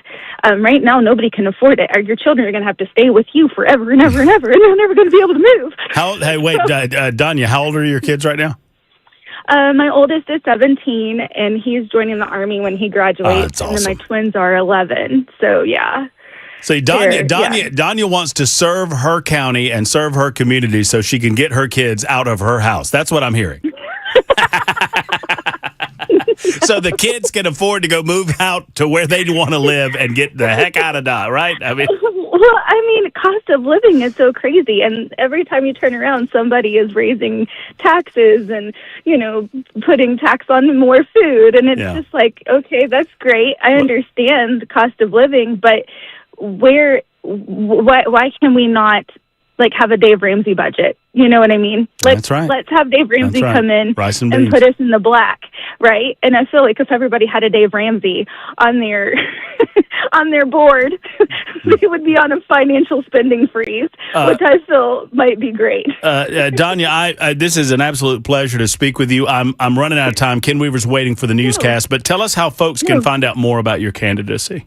Oh, I am on Facebook. I have an email, but yeah, you can definitely look me up on Facebook. You can call me. My phone number is 615-608-2576. But Facebook, Danya Kent, County Commissioner. I seriously doubt that there's another Danya Kent anywhere on Facebook, so you'll find the right one. Danya, it's a pleasure to talk to you, and call us back. This has been a real pleasure. Thank you. Thank you. Bye. Right, take care. There's Danya. That's how we get it done on an all skate Monday. Super Talk 99.7 WTN.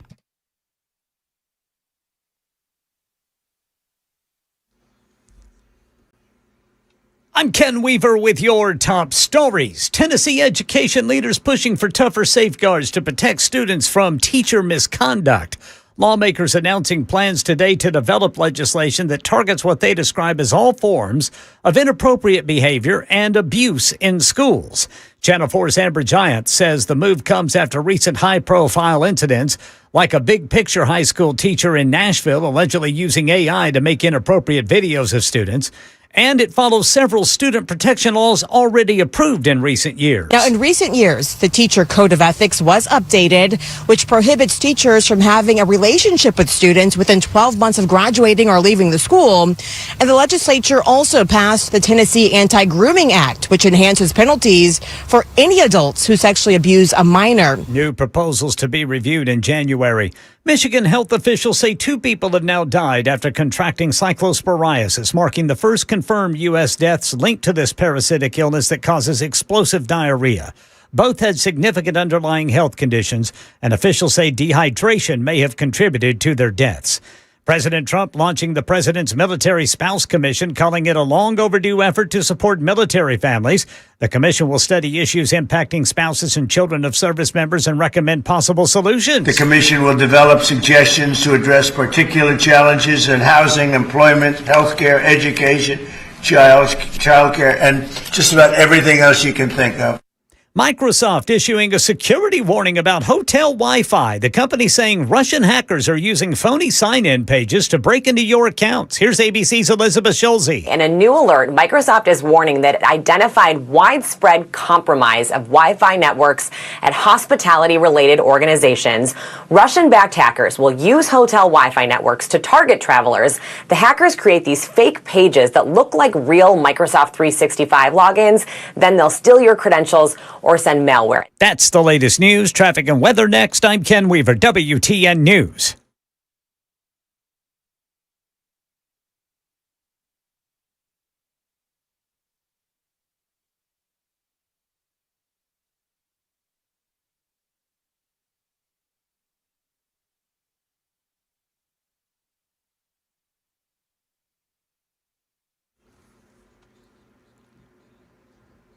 Over in the Gulch, right outside the studios here, we got a crash 40 eastbound at Demonbreun, then in Hermitage, a wreck. Lebanon Pike, just east of Chute Lane. Nolensville Pike, just north of Paragon Mills Road. In Cedar Hill, Robertson County, there's a crash on the left shoulder, 24 westbound past Maxey Road.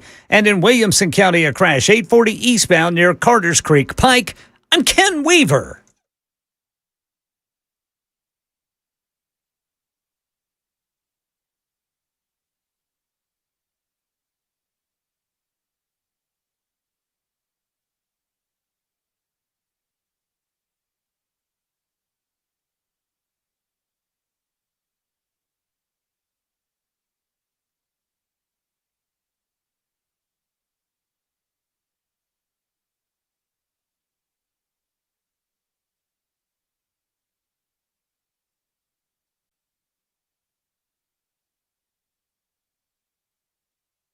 Hello there, friends. Matt Murphy for Better Water. Better Water LLC is the premier sponsor of our big event at Hop Springs this Thursday, and we could not do it without Better Water. And frankly, I couldn't live without Better Water in my home either. Better Water protects you, protects your family from some of the nasty that can get into your water system, even if you're on, it used to be, you're on city water, you're just fine. You don't have to worry about it. Well, you do have to worry about it. You have to worry about sulfur, iron, chlorine, bacteria, and so many other things that impact our water.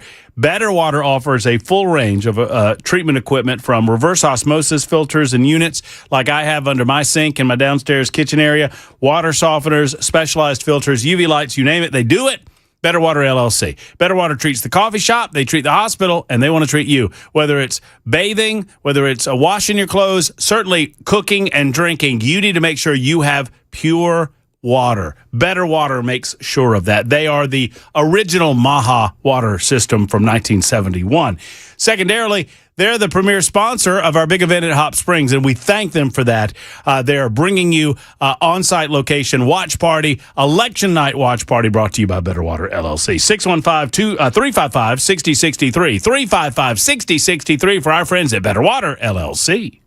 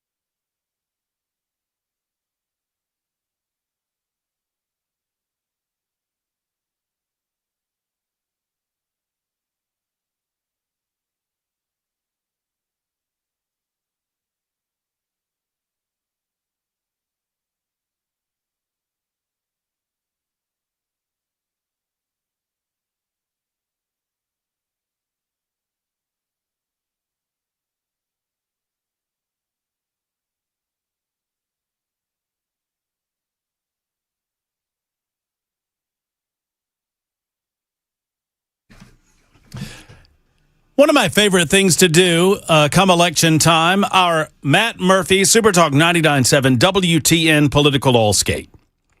It's a different type of show. Obviously, we're monitoring everything else that's going on in the world. And Ken Weaver's on top of it from the newsroom perspective. But this, ladies and gentlemen, that's right. Imagine, if you will, disco ball in the middle of the skating rink. Little Cindy Lou across the way, you've been wanting to dance with her or skate with her all night. You got no guts. We used to play, you ever go to the skating rink when you were a kid there, Young Jackson? They still do that? No? Ken Weaver, you ever go to the skating area, skating rink? I did. Heck yeah, you did. Ken, we would keep those skates on when we played Pac-Man, boy. You keep your skates on. We had a rule. If you wanted to win the foosball table, you had to do it in the skates. Well, you don't take your skates off to play foosball. No, and whenever I had my skates on, I wasn't as short. So you had that going for you. I did. Did y'all have, back in the day, did y'all have the guy, I mean, we would go, we're 14, 15 years old, right? 13, 14, 15 years old. Did y'all have the guy that was just way too old to be out there skating? Like your age?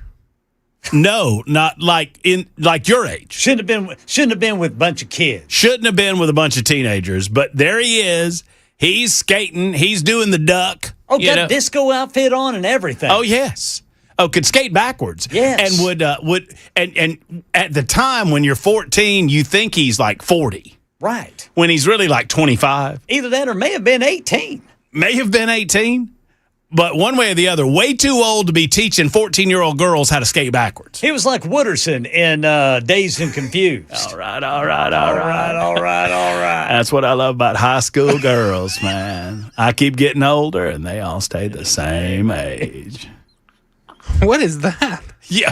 Have you never seen Dazed and Confused? Oh, he needs to watch that. Jackson. Wooderson has graduated. I'm working for the city, man. I'm just keeping a little jangle in my pocket. Remember, kid, when the little kid the freshman gets in the car with him, and just meets Wooderson, Jackson. This is so Wooderson's in the front seat with a buddy of his, and this little freshman kid gets in, and he's like, freshman kid's kind of freaked out because he's in the car with people that have graduated high school. Yeah, these are high school kids, and Wooderson says, "Hey kid, you got a joint?"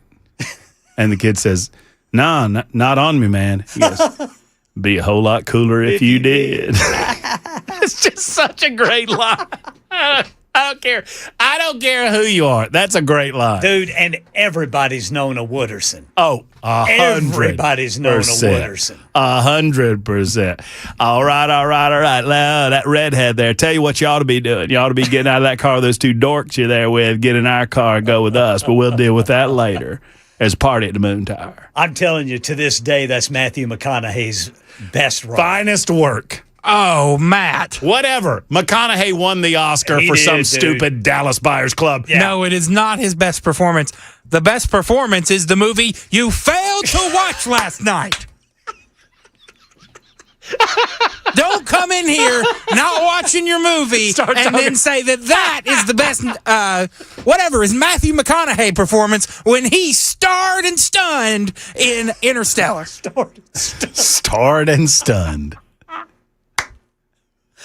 Oh, I didn't know McConaughey was in Interstellar there, Jackson. He's on the cover. Oh, is he? I forgot about that. He's the main guy. Oh, okay. Well, he is Interstellar. And here we are talking about some stupid 1976 last day. I'm going to take the microphone off this stand and beat you above the head and neck with it. Y'all want to know what Wooderson's pumping right here? Remember when he talks about his engine? Melbatos. Melbatos. That's not Wooderson. Melbatos. Y'all know Melbatos packing. 365. I'm talking some bleeping muscle. Sorry, Jackson. I freaking love that movie. My bad. We'll get to more of this in a moment. Yes, but sir. Candidates are waiting. It's an all skate on Super Talk 99.7 WT. And that was the point, is that we're all on the skating rink and we're all learning about candidates like Perry Keenan. Perry was in with us, I guess, a week or so ago, maybe 2 weeks ago. And he's running for a little office and he wants your vote. Hey, Perry, what's going on? Man, I'm happy to be a part of the All-Skate. And I'm going to tell you, looks like you both have got your work cut out for you. Between Interstellar and Dazed and Confused, y'all both need to go watch some movies. That's true. That's true.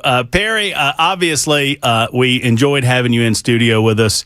Tell us how the campaign's going. And for those that maybe missed the interview, introduce yourself to some folks. Well, for those that did catch the interview, I can tell you that my introduction isn't nearly as good as Abby Elks. That girl just laid it out. I didn't even have to show up in the studio that day. She was so good. But my name is Perry Keenan, and I'm running for state representative for District 78 here in Cheatham County in the eastern half of Dixon.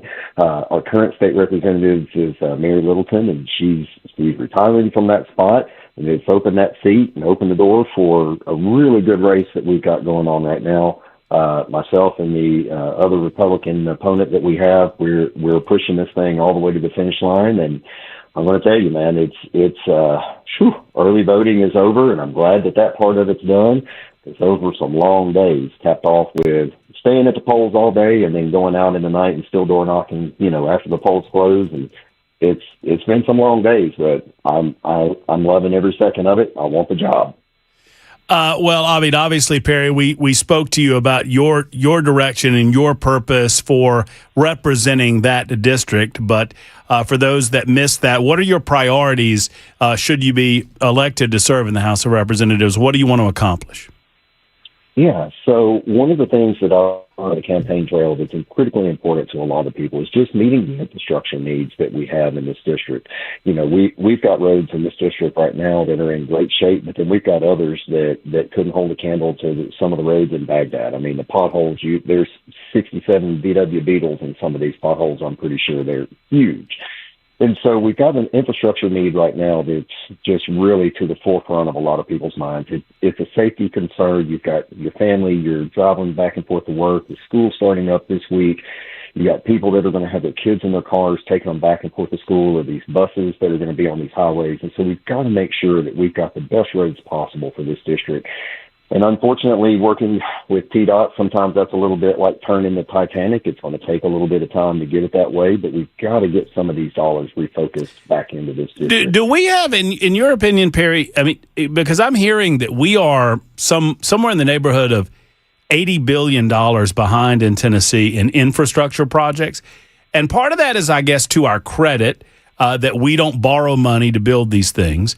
But at the same time, I think 40 or so billion of that is specifically road projects. Are we getting behind, you think? We are to a certain extent, and you're absolutely correct. U.S. News and World Report right now has Tennessee listed as the number one most fiscally conservative and financially sound state in the union. And that's not an internal comptroller's report. That's U.S. News and World Report that has given us that grade. And we're very proud of the fact that we don't tax and spend, or we don't borrow money to do some of these projects like you see in a lot of blue states that are really struggling right now. But the payoff on that is that sometimes you get a little behind on your infrastructure projects. And in my meeting that I had with Representative Dan Howell, who's the chairman of the Transportation Committee, he's the representative out of East Tennessee, around Chattanooga area, I believe. He said that it's somewhere in the neighborhood of about $60 billion behind on our infrastructure project. And as the old joke goes, we've got bridges right now in the state of Tennessee that are so old they could qualify for Medicare. Wow. Well, no, it's a great point. It's a great few minutes with Perry Keenan. Once again, what are you running for, Perry, and how can people find out more about you? Absolutely, my friend. It's Perry Keenan, and I'm running for state representative, House of Representatives for District 78. Again, that's Cheatham County and the eastern half of Dixon County. It'd be my honor, and absolutely I would be blessed to serve, but would love to just pour my heart into this district just like we've always done, and continue to push everything to the front of the line, and let's start getting some infrastructure projects and dollars poured back into this district from the state. People can always find information on me at our website, which is vote4perry.com. That's voteforperry.com. There you go. There's Perry Keenan. Thank you, Perry, for the call, and we look forward to the next conversation. Good luck on Thursday. We wish you the best. 52 after the hour. Super Talk 99.7 WTN. The All Skate continues after this.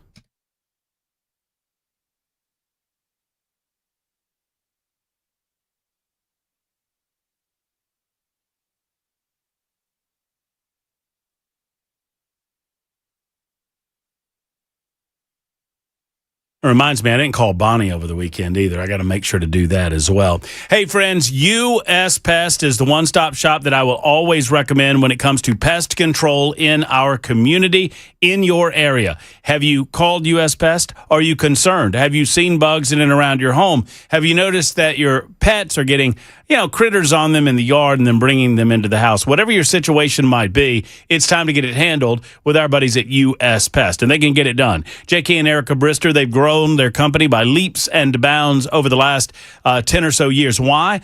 Because they do it the best. Because they hire the best people. By the way, great company to work for. If you're looking for a job, call U.S. Pest. They're a great company to work with. They're a great company to work for. They're just good Americans, and they believe in what we've created here in Middle Tennessee, and they want to see that continue without bugs. And that's the bottom line. So 100% money back guarantees on all things that they do. Find out more at uspest.com, uspest.com, or give them a call, 590-1260, 590-1260. JK and Erica Brister, U.S. Pest. They love the United States of America, and they hate bugs. U.S. Pest.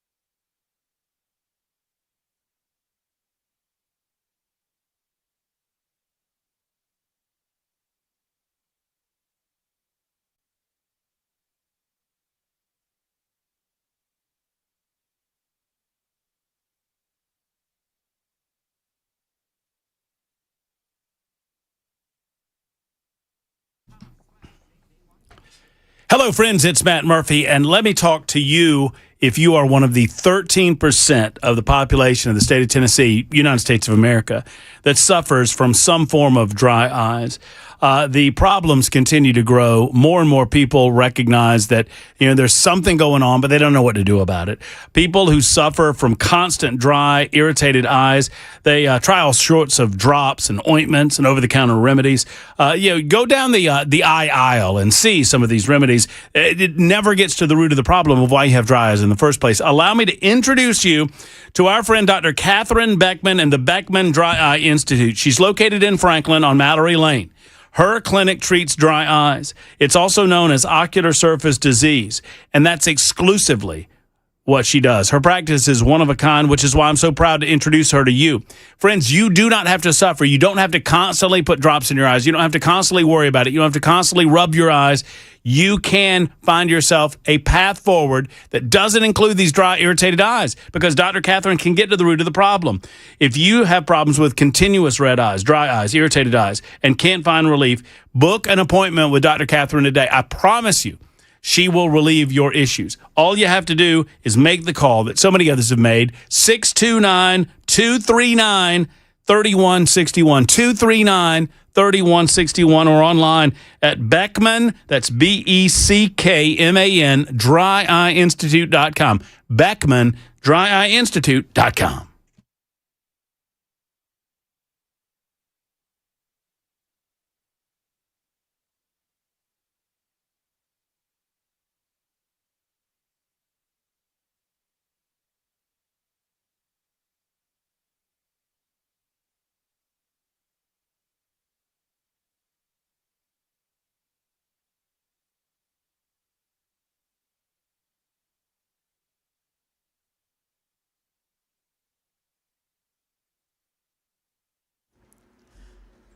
Tennessee lawmakers signaling a stronger response to teacher misconduct in the classroom. This story and more coming up at 5 on Super Talk 99.7 WTN.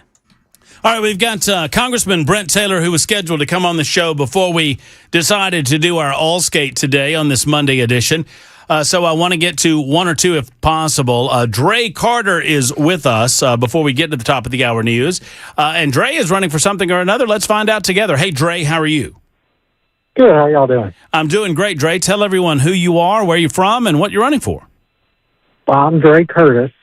Curtis. Curtis. Yes, Pardon me. You're fine. Running for SEC District 13. That's the western side of Rutherford County.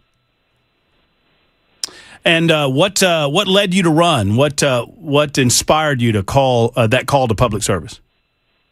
I've been involved with politics for a while. I'm on the Rutherford County Young Republicans Board and the Tennessee Young Republicans Executive Board.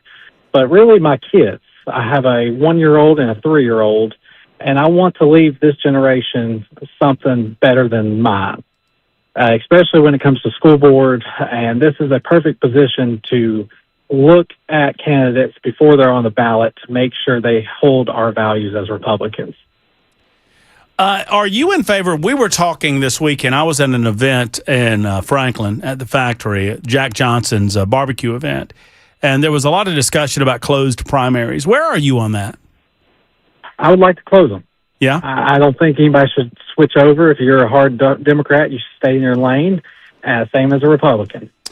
You know, we're seeing that more and more. For those who are unfamiliar with it, right, Dre, you probably understand this better than me, that you have these Democrats that are sliding over, trying to soften the primary process for the Republicans because they know that they don't really have a chance to win. And so they're trying to water down our candidates and vote for the, they're putting their hands in waters that they ought not to be in, I guess. Correct. That is a huge thing. And also, I don't know if y'all are aware of this, the SEC current is trying to take the young Republicans and a little bit of talk of women's Republicans as off the board for auxiliary groups. And right there, I don't think should happen, especially for young Republicans, because we are the next generation. We need to be involved, knocking doors, making decisions, helping everybody in our communities.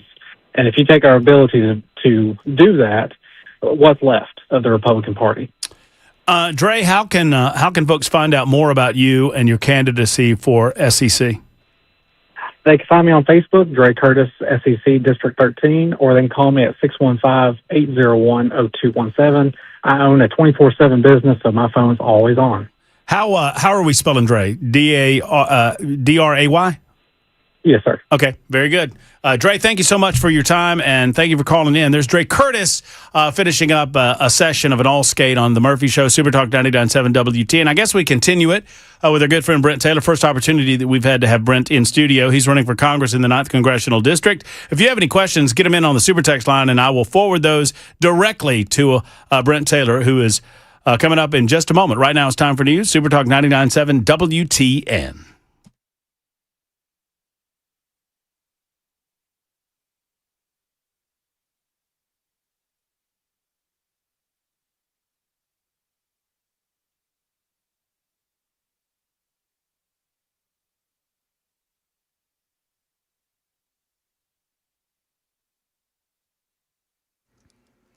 I'm Ken Weaver with your top stories. Got the full forecast and traffic coming up in 5 minutes. Here in Tennessee, lawmakers signaling a stronger response to teacher misconduct in the classroom. A new legislative package now being crafted would expand protections for students and increase accountability for educators who violate professional standards. Officials say conduct such as harassment, abuse, and exploitation should bring serious consequences. Channel 4's Amber Giant reports just last week a teacher at Big Picture High School in Nashville was fired for allegedly using AI to make inappropriate images of students. Now, a new survey has been conducted from the Department of Education showing that more than 11% of students experience some form of sexual misconduct from a teacher or a staff member.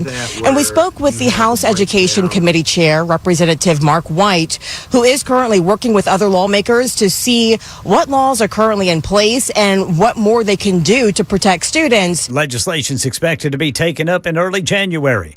2 deaths have been reported in Michigan due to the cyclosporiasis outbreak linked to iceberg lettuce served at Taco Bell restaurants. ABC's Yuri Benejoud has details. Death is quite rare. We've seen thousands of cases reported across the United States, including hundreds of hospitalizations. And this is the first time we're hearing about reported deaths. We do know that they had underlying health conditions, that they were sick in Michigan, and that dehydration may have been a cause here. And with cyclosporiasis, you can either get symptoms or not get symptoms. But when you do get sick, the most common cause or symptom is diarrhea, and that can be either for a couple of days to well over a month if it's untreated. For the first time in the United States, deaths have been linked to cyclosporiasis. And after signing an executive order today that creates the Military Spouse Commission, President Trump taking questions. Trump, when asked about the U.S. backing off a threatened big strike against Iran, saying Iran has been negotiating, even though Iran has been denying it. I want to give them every last chance before decapitation. It's very tough to do what we have planned, still planned. We'll see what happens. Gas prices going down in Middle Tennessee, according to Gas Buddy, but the average price nationwide remains above $4 a gallon as uncertainty grows in the Middle East. Here's Gas Buddy head of petroleum analysis, Patrick DeHaan, speaking with ABC News. Some of the seasonality starting to factor in. Gasoline demand typically peaks in mid to late July, and demand softening now may add to the tailwinds of pushing prices lower. We haven't seen much in terms of a hurricane, and with lower oil prices now, we're seeing a little bit of relief. Yeah, Gas Buddy's putting the average here in Middle Tennessee today at $3.66. And that's the latest news. Traffic and weather next. I'm Ken Weaver, WTN News.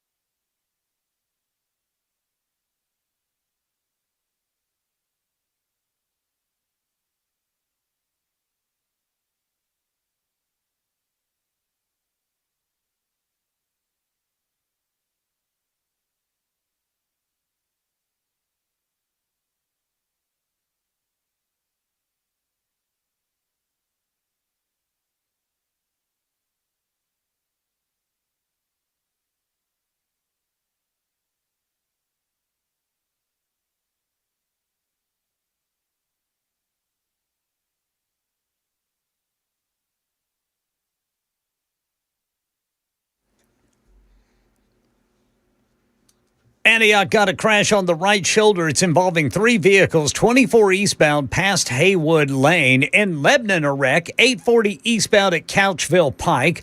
Murfreesboro, an injury crash, 24 eastbound at Medical Center Parkway. Hermitage, a wreck, Lebanon Pike east of Chute Lane. Got a crash, Nolensville Pike north of Paragon Mills Road. And then Belmont area, Wedgewood Avenue, right there at 65. I'm Ken Weaver.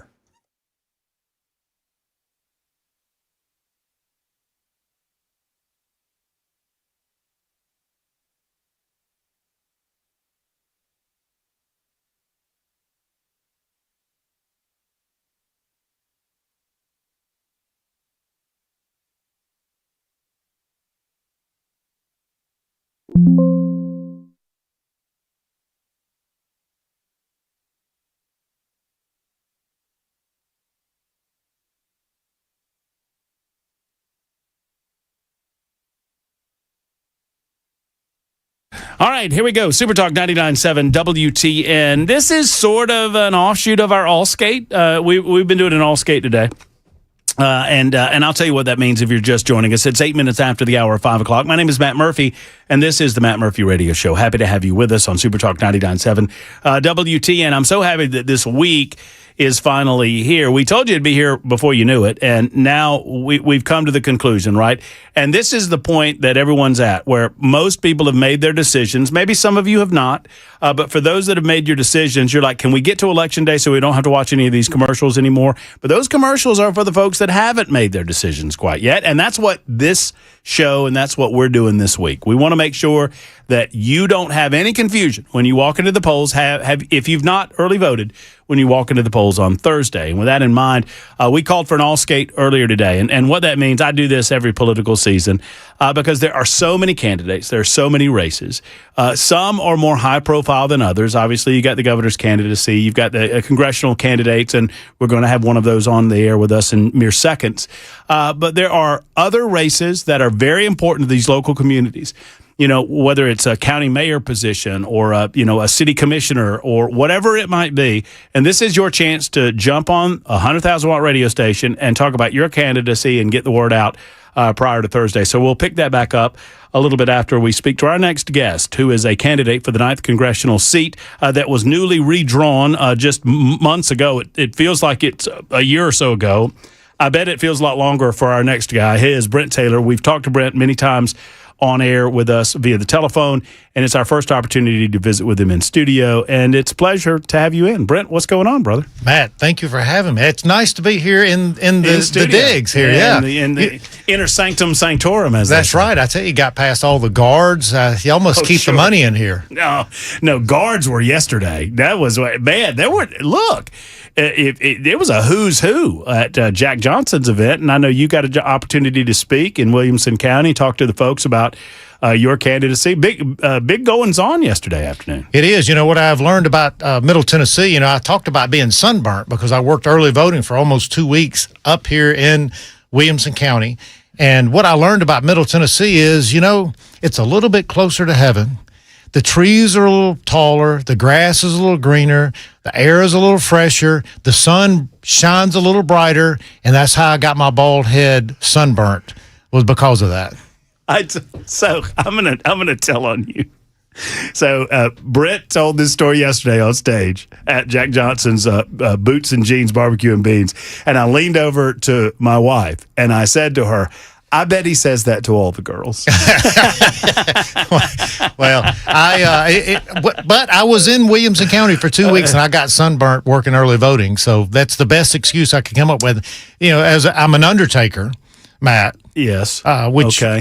So you got along with Kane on stage there, Glenn Jacobs, quite well. That's right. The Brothers of Destruction, we got along very well. But, me being an undertaker makes me somewhat of a Southern planter. I've never had a harvest, but one glorious day there will be a harvest. And that's why I got sunburnt, because undertakers are not known for their farmers' tans. That's fair. Brett and I were talking just before we came on air, and I'm going to carry that conversation over in your working life. Joking aside, I've always believed, and I had a friend who worked in the funeral home industry, and I said it takes a special person to do what you do. I mean, dealing with the deceased aside, I mean, obviously that's a component of it, and it takes a special person to be able to do that and process that. But you are bringing in families, you're bringing in members of your community, you're talking to people at their worst time. Typically, I mean, obviously this is when a family member has lost their lives, and to be able to comfort those folks and to be able to manage that and try to make their worst days a little bit better. It does take a special person to be able to do that. Well, thank you. And I think it's also a good proving ground to be a congressman, because, look, when things are going great, you don't need the government for anything. But there are a lot of times when people have something negative that has impacted them, either in the private sector that they think government can help them with, or it may be with Social Security, it may be with a passport, it may be with the IRS. they reach out to a congressman's office for help, and many times they're desperate when they're reaching out to a congressman. So I think that's why that training ground of being a funeral director, dealing with somebody at the absolute worst time of their life, to be able to take that experience and to be a good congressman and be able to help people, maybe not on the worst day of their life, but a challenging day in their life. And I think that's why I'm prepared to be Tennessee's next congressman. When did you first run for public office? Back in the late 1900s. I love the way we get to say that. I ran for city council. Was elected at the ripe old age of 26 years old. Wow. Served 3 terms, chose not to run again, started my business. And I started my business in 2004 and took out a home equity loan, started my business, which was really an acquisition company. I bought anything death-related. I bought funeral homes, cemeteries, mortuary service. I had a flower shop, a monument company, an insurance company. And I grew that business, had over 100 employees, multiple locations, sold it to private equity about 5 years ago before I ran for the state Senate.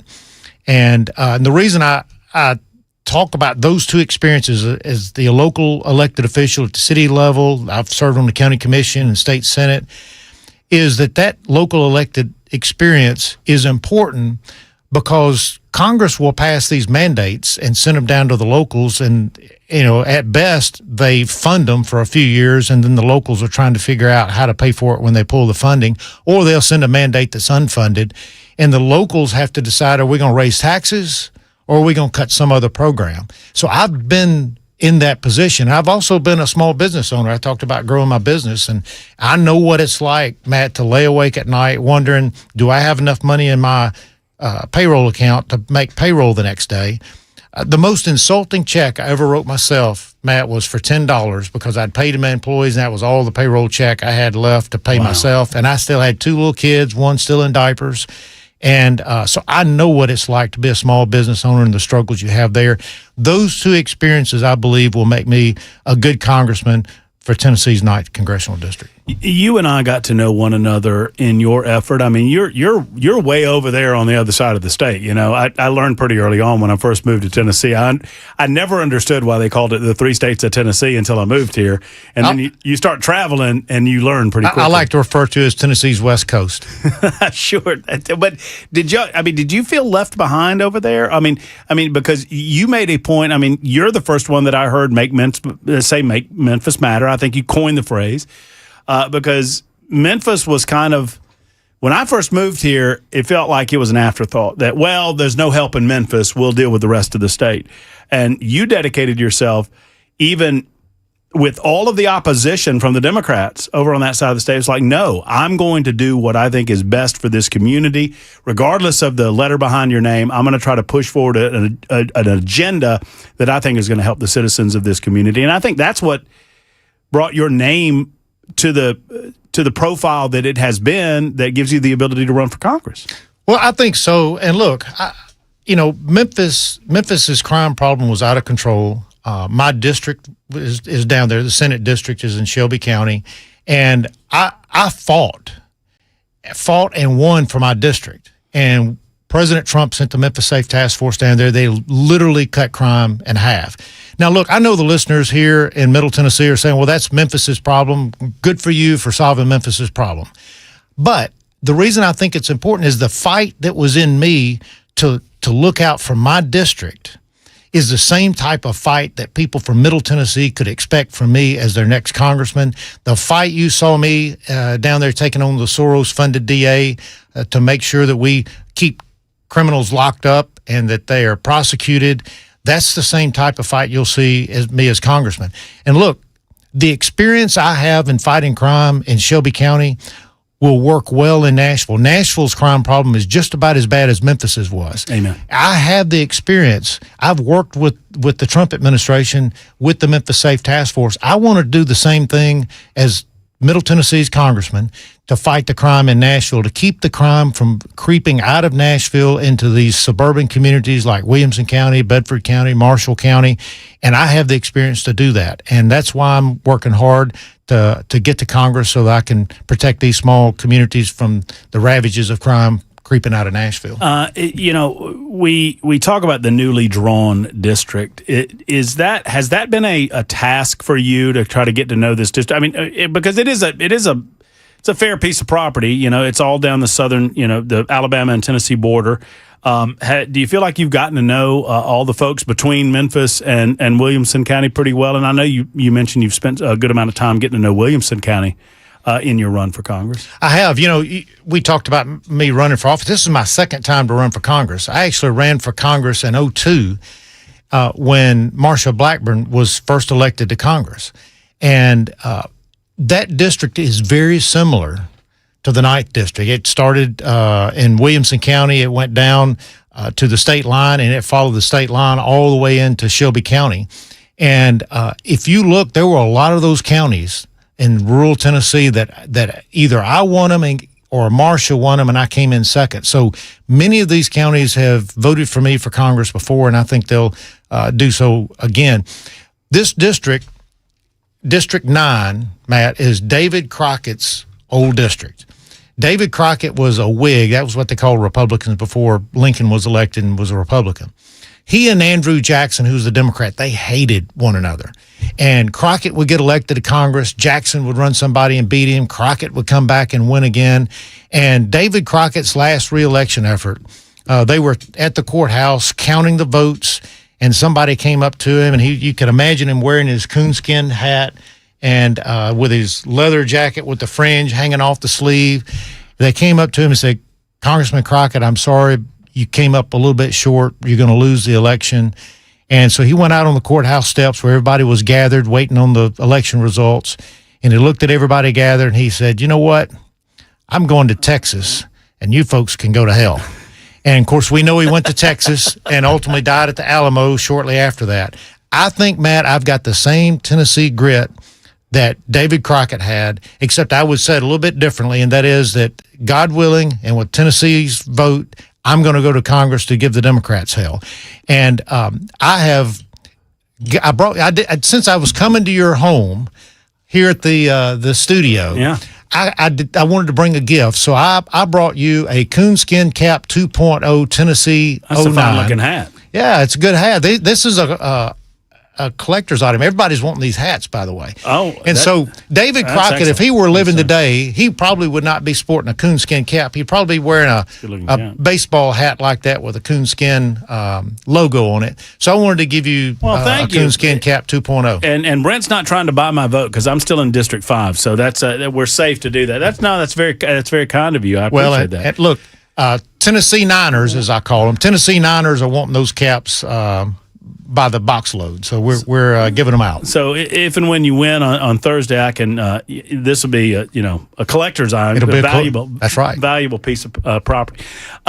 What is the priority for Brent Taylor in Congress? I mean, what is your focus in Congress? I mean, obviously the crime piece we talked about, but outside of dealing with some of the crime issues that remain in Memphis, dealing with some of the crime issues that are sneaking up through Williamson County and from Nashville. Really, a lot of it's coming from Nashville, not going to Nashville. What else are priorities for you? Well, the priorities for me are exactly the priorities that President Trump and I discussed when he called me to endorse my campaign for Congress. By the way, how was that? Was that kind of a weird call? I tell you, Matt, it was really a weird call. So I'm sitting there, the phone rings, 202 area code, I pick it up. And it's just like in the movies, Matt. That lady says, "This is Margot with the White House. Could you please hold for the president?" Like I'm going to say, "Can you call me back in 10 minutes? I'm in the middle of something." I'm a smart ass. I would say, "President of what?" Yeah, well. So I did, and I said, "Sure." And the next voice I hear is President Trump, and he said, "How are you doing, Senator?" And I said, "Well, I'm doing good now that you've called." And he said, "Look, I just want you to know I've followed your race. I've tracked what you've done in the state Senate, fighting that Soros-funded DA, fighting crime. You're part of the reason that I sent the Memphis Safe Task Force where we cut crime in half." He said, "I've followed your record in the Senate. You've fought illegal immigration. You've carried some of the legislation that the White House promoted this last session dealing with illegal immigration. I want you to know you've got my full and complete endorsement." So to answer your question, Matt, is I would continue, or I would do in Congress what I've been doing in the Senate, and that is to continue to fight violent crime and to fight illegal immigration and to help President Trump enact his America First agenda. If the Democrats take control of the House, they will impeach him, and he will spend the next 2 years in gridlock, and he won't be able to implement the America First agenda in the last 2 years of his term. Come January, we may as well be to 2028. That's right. If the Democrats. So that's why I think President Trump endorsed me. He could have endorsed any one of the four of us. He looked at all of our records, and he endorsed Taylor for Congress because he felt like I had the best opportunity to fight and to provide that impeachment insurance to keep to flip this seat and to keep the Democrats from impeaching him in the next term. Let's take a short time out, and we'll be back and have another segment with Brent Taylor, our guest. He's running for Congress in the 9th Congressional District. A number of other questions. If you have any questions for Brent, throw them out on the super text line, and I will get them to him. 615-737-9986 as we continue on the Murphy Show on Super Talk.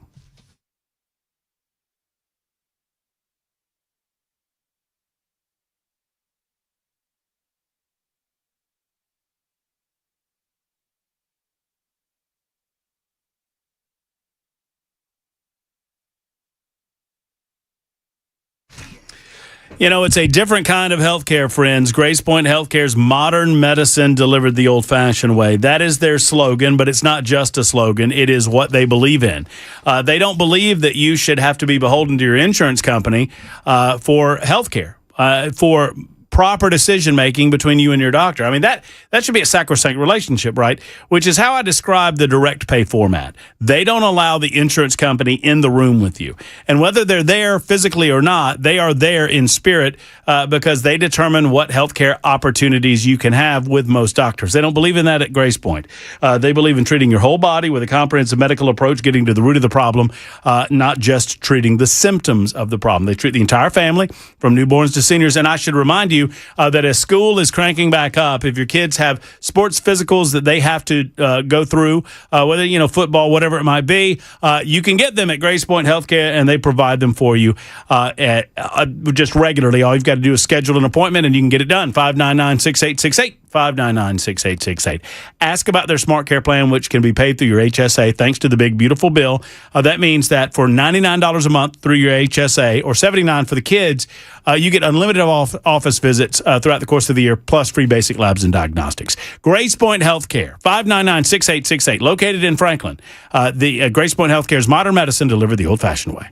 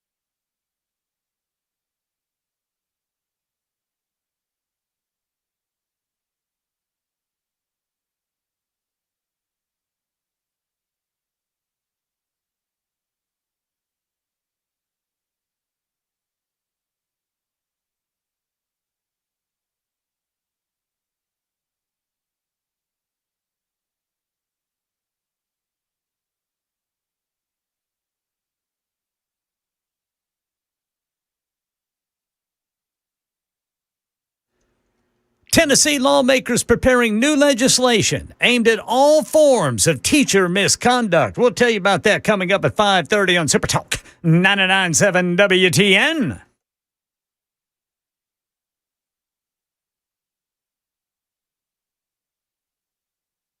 Super Talk 99.7 WTN. Ken Weaver's coming up in just a couple of minutes. We have just a minute or two left with Brent Taylor, who's running in the 9th Congressional District, currently serving in the state Senate. Are you up for your Senate seat this year? I am. Are you still on the ballot? Still on the ballot. What are you going to do with that? I mean, how does that work? I don't understand. I don't pretend to understand. Yeah. What happened is I had filed to run for re-election to the Senate, and the filing deadline to withdraw from a race had come and gone before the special session ever occurred for the congressional race. Okay. And so even as I announced for Congress, even if I wanted to withdraw from the Senate race, you couldn't? I can't. And because the ballot was already set. And so I would never run for two offices at one time, but it's just the way the calendar fell and the special session and the way the filing deadlines fell, I can't get out of the Senate race. How does that shake out? Should you be honored to win the congressional primary? How does that shake out in November for the Senate? So what would happen is I would resign one of the seats. I would have a choice between resigning Congress or the Senate. I think we know which one I'd pick. Yeah.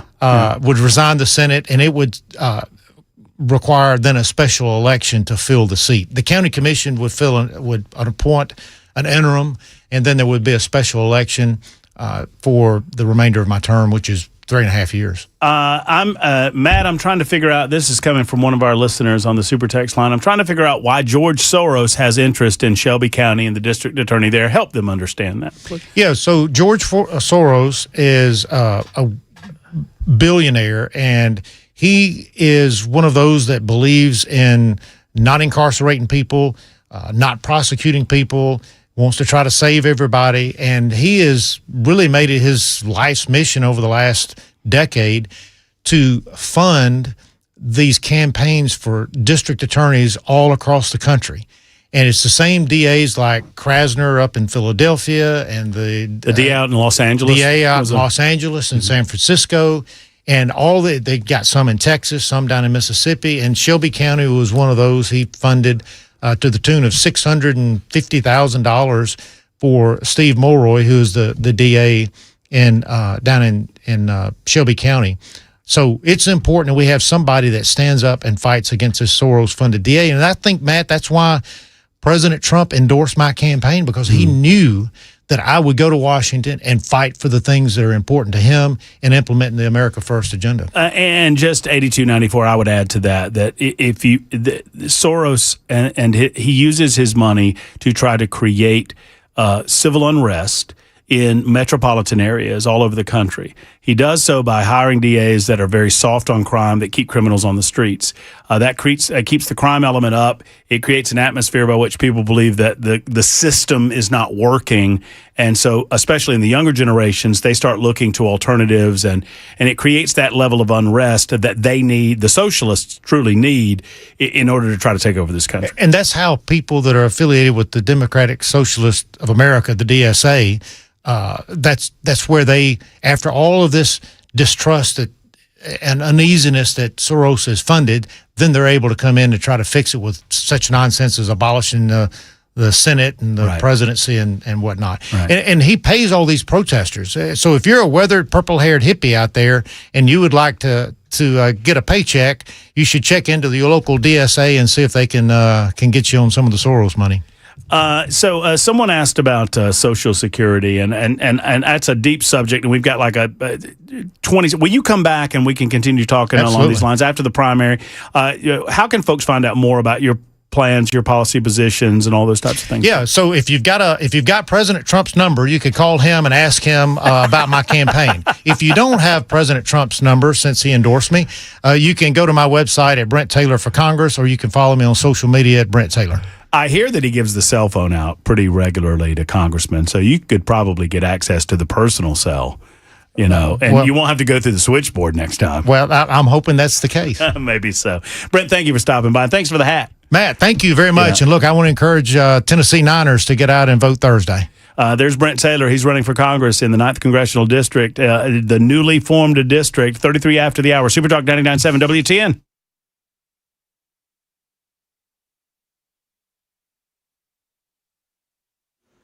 I'm Ken Weaver with your top stories. Got the full forecast and traffic coming up in 5 minutes. Tennessee lawmakers say they're preparing new legislation aimed at all forms of teacher misconduct and abuse involving students.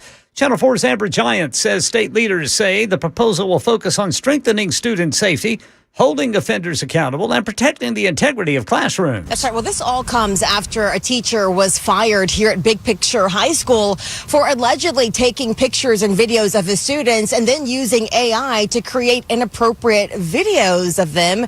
And lawmakers say that more needs to be done to stop this type of behavior. New measures expected to be considered in January.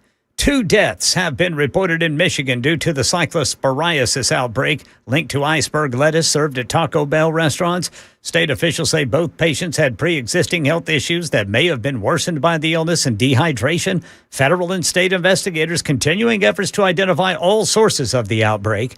And after signing an executive order today that creates the Military Spouse Commission, President Trump taking questions, asked about the U.S. backing off a threatened big strike against Iran, saying Iran has been negotiating even though Iran denies it. We're talking about the strait, the opening of the strait, having it open literally by tomorrow. Completely open. Microsoft issuing a security warning about hotel Wi-Fi. The company saying Russian hackers are using phony sign-in pages to break into your accounts. Here's ABC's Elizabeth Schulze. Microsoft says you should assume that public and hotel Wi-Fi networks might not be trustworthy. Using your phone as a hotspot is a safer option, but make sure that you check your plan's data allowance first. And if you are using 365, consider passwordless login options like passkeys or multi-factor authentication. That's the latest news. Traffic and weather next. I'm Ken Weaver, WTN News.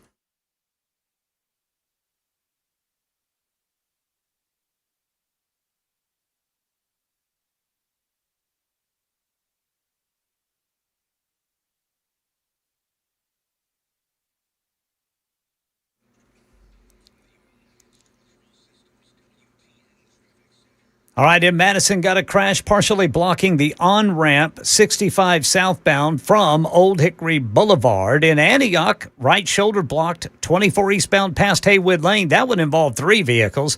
In Murfreesboro, an injury wreck 24 eastbound at Medical Center Parkway. Showing a crash in Lebanon 840 eastbound right there at Couchville Pike. And then in the Belmont area, a crash Wedgwood Avenue at I-65. And then in Rural Hill, Stewart's Ferry Pike at Bell Road and Blackwood Drive. I'm Ken Weaver.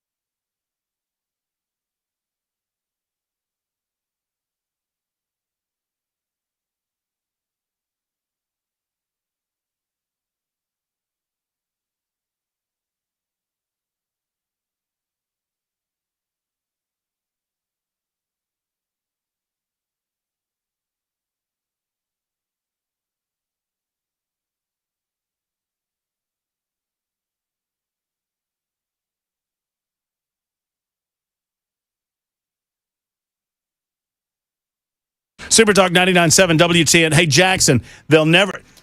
Let's see. This is almost a test. Brent Taylor just left. If he's worthy of your vote, he'll find his way out of here without circling back. You know how the guests do? You know what I mean? They always, the smarter guests figure out the way downstairs and out of the building. The guests that are a little on the shaky side, they eventually make their way. It's a big circle. It's like a big horseshoe, and they make their way back around, and then we see them again. Let's see. This is going to be very embarrassing for Brent if he shows up in 30 seconds from now, and I have to tell everybody that. It's good to see him. This is a nice hat. That's a fine-looking hat right there. This is like a suitable. This is a game day hat for you. You know what I mean? You wear the Tennessee orange and this on the lid, little coonskin action. I like it. Me too. It's unfortunate that we don't have two of them. Otherwise, you'd be able to have one. That one's mine. I think your punishment for not watching your movie should be I get that hat. Does that mean I don't have to watch another movie? It means you don't have to watch Jack and Jill again. I'm going to take that under advisement. While we do Nincompoops in the News, Super Talk 99.7 WTN. Nincompoops in the News. Wow. How about this? I'll make a deal with you, Jackson. Oh, by the way, I got to do the intro. It is time for Nincompoops in the News. You know what the news is. Ken Weaver's been delivering the headlines. Matt Murphy opines on that same. It is time to look all across the volunteer state of Tennessee, all across these 50 United States of America. Nay the globe, oh yes, nay the globe. Nay the globe. Nay the globe. We'll find those nincompoops, present them to you, and you get to vote on the nincompoop of the day. We tally those up over the course of the week, and we have a nincompoop trophy offered by the Wellness Institute of Nashville and Dr. Kevin Mitchell. Jackson Williams has kept that trophy in his possession for the better part of 2026. It is insane.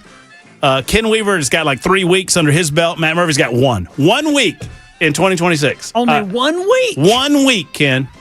And I tied last week with Jackson.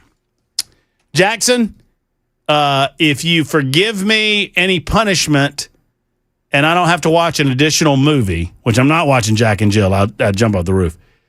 You can keep the trophy for this week. I want the hat too. Okay, then no, Jackson. Then no. because the hat was given to me, so I have the hat. I'm offering you an alternative to that because I'll claim to watch Jack. Okay, I'll watch Jack and Jill again. Fine. I'll watch Jack and Jill again, and we have to play rock, paper, scissors at some point over the course of this day to see who has the trophy. And I will beat you, and you will be regretful, and you'll think, why did I take this bargain? Hey, Ken. Yes, offer is about to be off the table, Williams. Deal. You don't have to watch a movie. I'll keep the trophy. Damn it! That was dumb. That was not smart of me. Does that mean you get to pick the order? Yeah. Okay. Pick the order. What were you about to say to Ken? You don't remember. I lost my train of thought. You know why? Because it's something. You know what happened, Ken? He was about to say something smart to you, and then somewhere in his brain, Jackson's got. There's a lot of. Imagine his brain is just. You remember that Inside Out movie where there's a lot of these emotions going on? Oh yeah, little fellas on shoulders. Yeah. So at some point, the whatever the little smart fella is inside of Jackson's brain, whatever his name is, that smart fella had to get through all the clutter and knock on his eyeballs and say, "Hey, dummy, he's offering you the deal of a lifetime. Take it." He had to push anger out of the way. That's true. Anger's just jumping up and down on the board, and he had to. You didn't watch your movie. I want that hat. Oh, what? Oh, okay, we accept. Well, then pick the batting order and let's go. Williams, Murphy, Weaver up the rear. Son of a biscuit eater. Oh, la-dee-da. Ken, that's the second time he's done that lately. I know. I don't know why he's doing it. Back at me. I don't know. There must be something going on with that relationship behind the glass. I'm not saying. I just wonder. We can have a great relationship. He's just my most fierce competitor. You're like Furman. He's like Furman? LSU. Furman? Come on. The mighty paladins in there. At least make me a directional school. Southeast Tennessee State Community College or something. Well, by all means, Jackson, take it away. It's your floor, sir. Bride-to-be sets church in apparent arson day before planned nuptials. She must have been hot. Setting fire to the church where you're scheduled to be married is no cure for a bride-to-be's cold feet. Police allege that a 25-year-old woman started a blaze earlier last month inside of a Utah church as family members were setting up for a wedding ceremony planned for the following day, according to a probable cause affidavit. I love it when Jackson kind of tries to talk like you. After a fire, affidavit, boys. Yes. After a fire alarm sounded inside a Church of Jesus Christ of Latter-day Saints building in Kaysville, a Salt Lake City suburb, relatives were able to put out the flames with a fire extinguisher and water from some wedding decorations. There were 6 individuals in the church seen above. When the fire was lit, the cost of building repair to date is just over $100,000. The blaze, arson investigators reported, appeared to have started beneath a chair stacked along a wall in the church's Relief Society room. Under one of the chairs appeared to be items that were out of the ordinary, including what appeared to be a tampon. Goodness. That had been set on fire. Lord have mercy. The criminal probe resulted in Monday's arrest of... Wait. The tampon was on fire? Yeah. Okay. Goodness. Well, it was burned. Okay. All right. The criminal probe resulted in Monday's arrest of Lenita Moreno for aggravated arson, theft, and providing false information to police. Moreno allegedly stole 2 cigarette lighters from an Ace Hardware store a few hours before the fire. Moreno's fiancée told police that he and Moreno had just been in the Relief Society room minutes before the fire alarm went off. While Moreno reportedly admitted to stealing from the Ace Hardware store, she did not want to reveal what she swiped.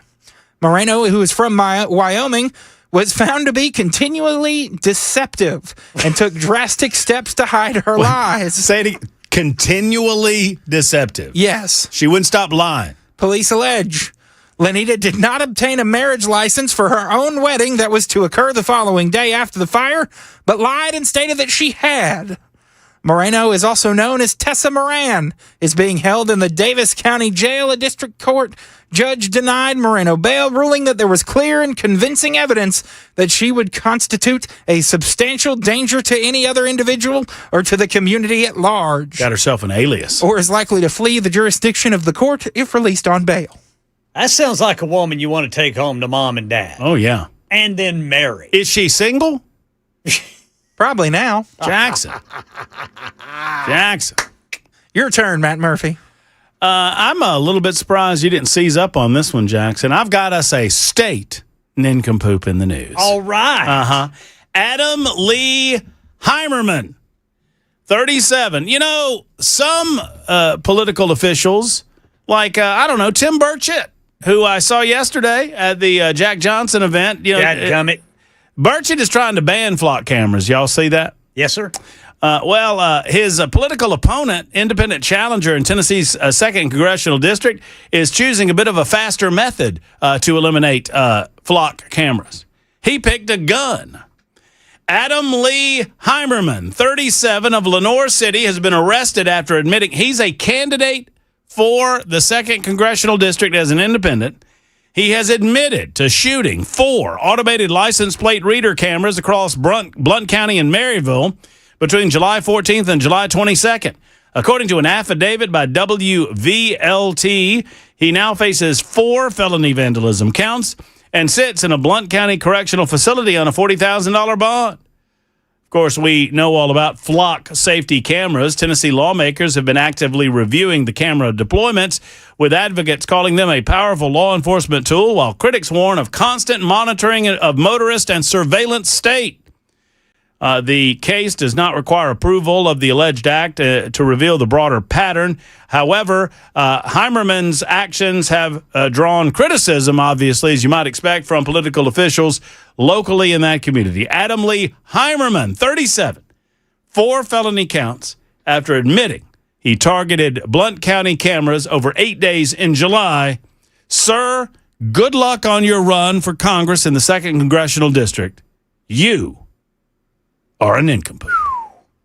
That's not good press right there. That's bad press. He's willing to go the extra mile to protect your privacy, I suppose. I guess so. Maybe he's, maybe he's just trying to take it to he might have gained some votes over this. He might have. Might have. You never know.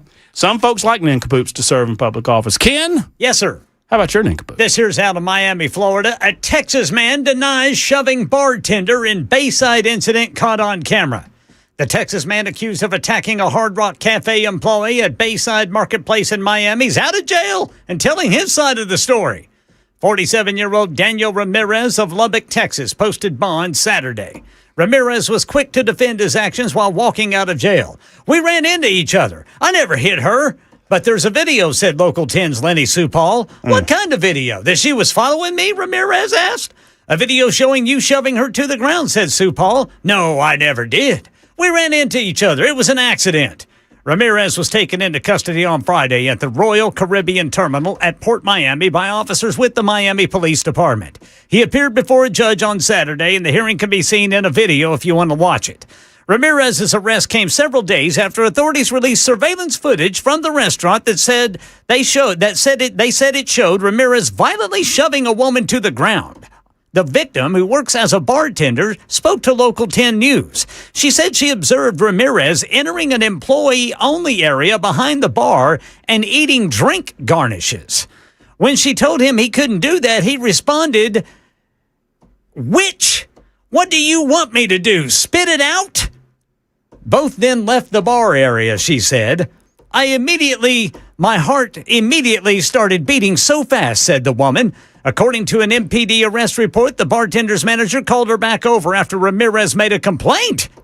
According to the victim, Ramirez told the manager no woman was allowed to tell him what to do and that the victim needed to be reprimanded. Police said the manager told the bartender to pretend like she was being reprimanded.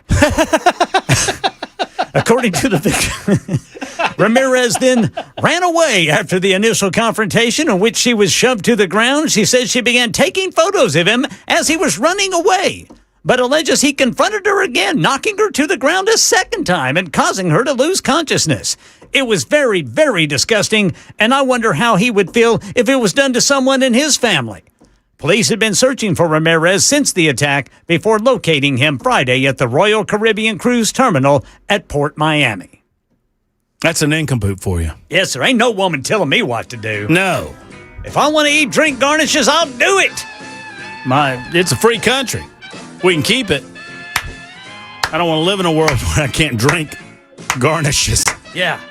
Goodness. That's how we do it. That's Nincompoops in the News, friends. You can vote for Weaver if you want. Yeah, do. I would not encourage you to vote for Jackson. You can vote for Matt Murphy. Local statewide nincompoop, y'all. Political nincompoop, y'all. Vote for me. Vote early, vote often. 615-737-9986. That's Nincompoops in the News. Supertalk 99.7 WT. And when we return, we continue our all skate. If you are a candidate for public office and you want to get the word out, today is your day. Taking all comers. Plus, RFK versus CNN. Socialists versus Bill Maher. It's all on the way. Supertalk 99.7 WTN. Rerun, Dwayne and Raj.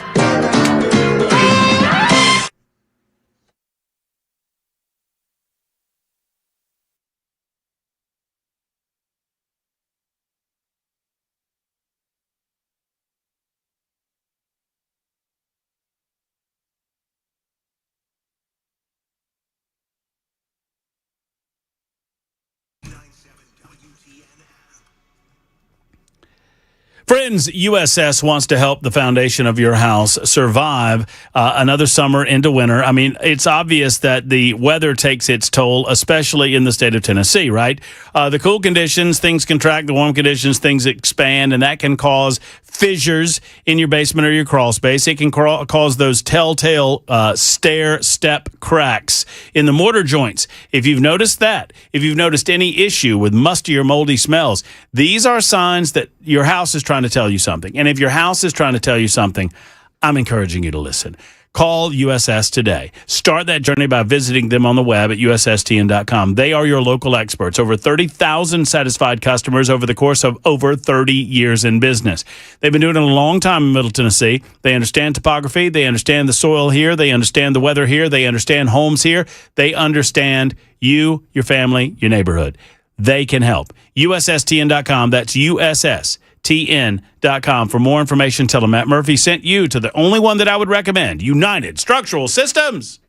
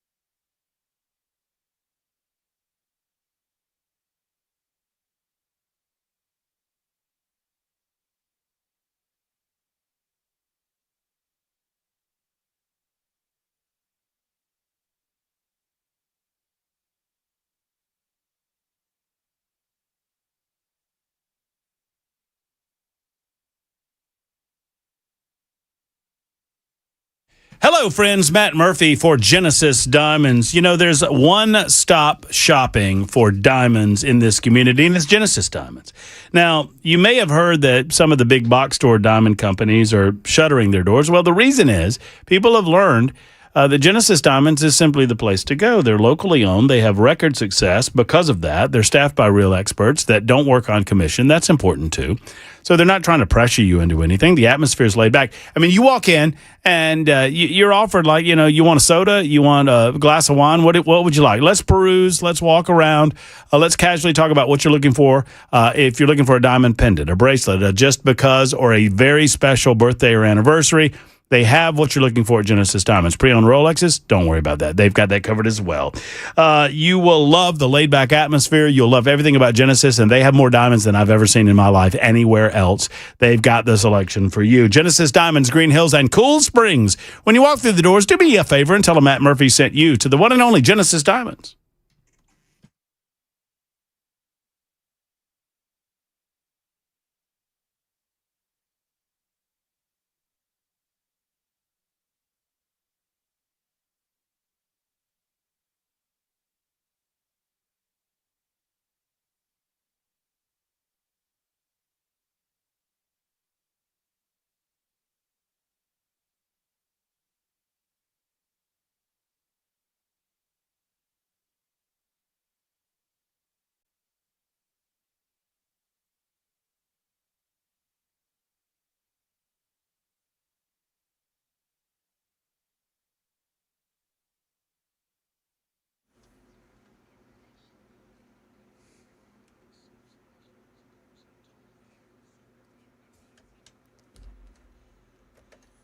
6 o'clock on the dot. I'm Ken Weaver with your top stories. Got the full forecast and traffic coming up in 5 minutes, and as students head back to school, Tennessee lawmakers renewing efforts to crack down on teacher misconduct.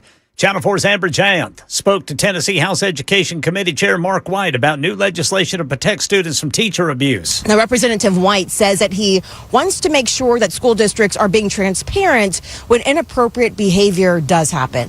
When a particular teacher is being dismissed from a school district or a particular school, a lot of times they will do it quietly. And then the teacher goes to the next district and gets a job and no one knows the difference. We want to make sure that it is reported why that teacher was dismissed so they can't go to District B and be hired again and commit the same behavior in another district. And Representative White says he will be considering different proposals when the General Assembly reconvenes on January 12th. Yeah, so this comes after a big picture high school teacher here in Nashville was fired for allegedly using artificial intelligence to make inappropriate videos of students.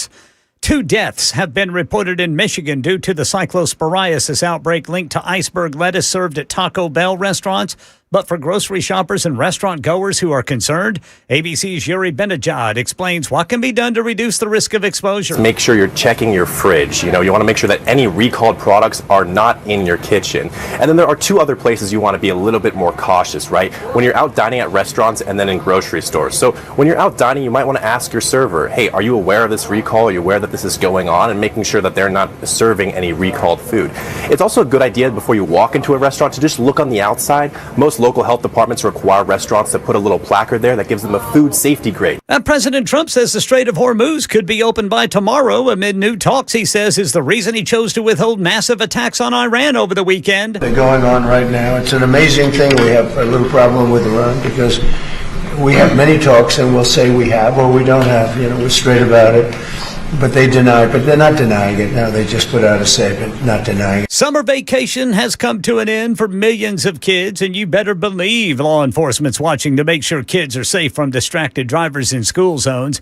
Drivers on notice to put down their phones because there may be eyes in the bushes, as we hear from ABC's Wayne Cabot. A police officer in Dunellen, New Jersey, has been hiding in the shrubs, blending in to catch unsuspecting drivers.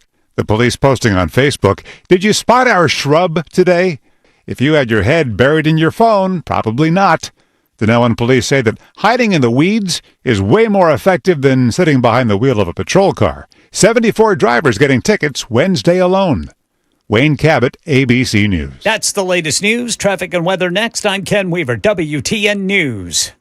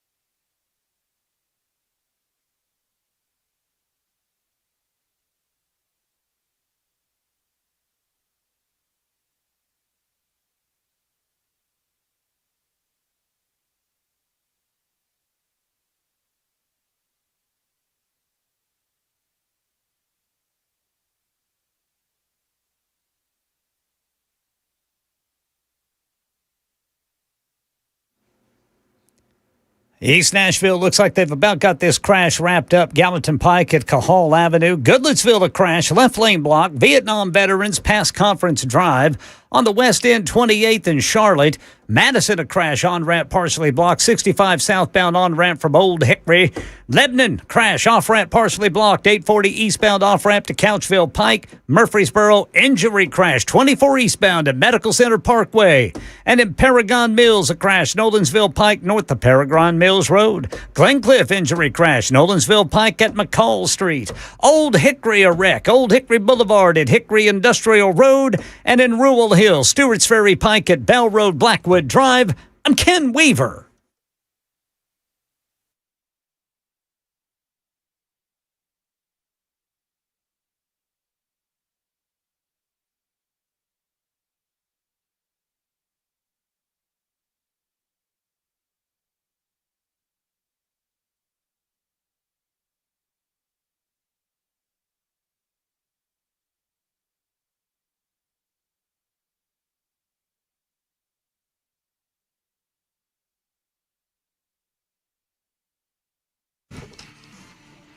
Super Talk 99.7 WTN, Matt Murphy, the Matt Murphy Radio Show, final hour of this Monday edition. We've announced it as an all skate, and I'm going to continue the all skate until 7 o'clock. Now, nobody on the phone right now, but if you are a candidate, if you are running for political office and you're looking for airtime so that maximum people can be aware of your candidacy, today is your day.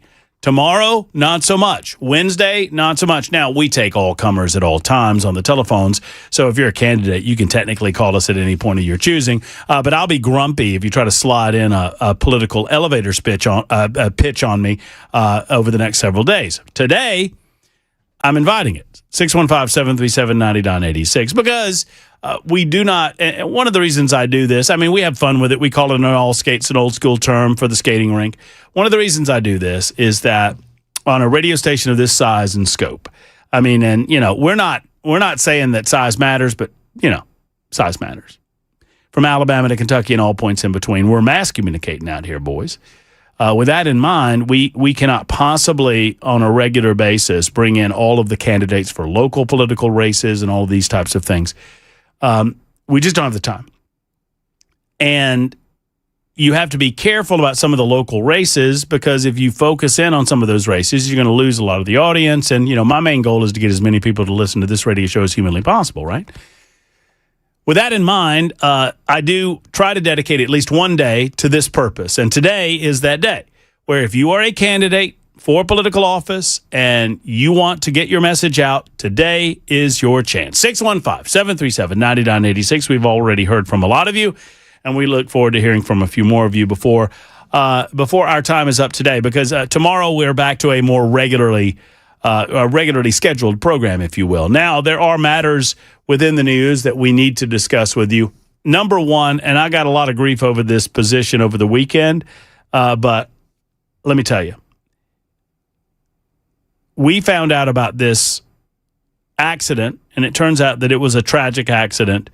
Found out about this accident, and even before I knew what had happened, and you can say that this is ageist on my part, but when I saw that the driver of the vehicle that hit pedestrians on Lower Broadway was 87 years old, I was like, oh boy, this is driver confusion. A lot of times it involves motor skills, where the driver tries to do one thing, and instead of slamming on the brakes, they slam on the gas, and before you know it, people have been mowed down. Before you know it, people are killed.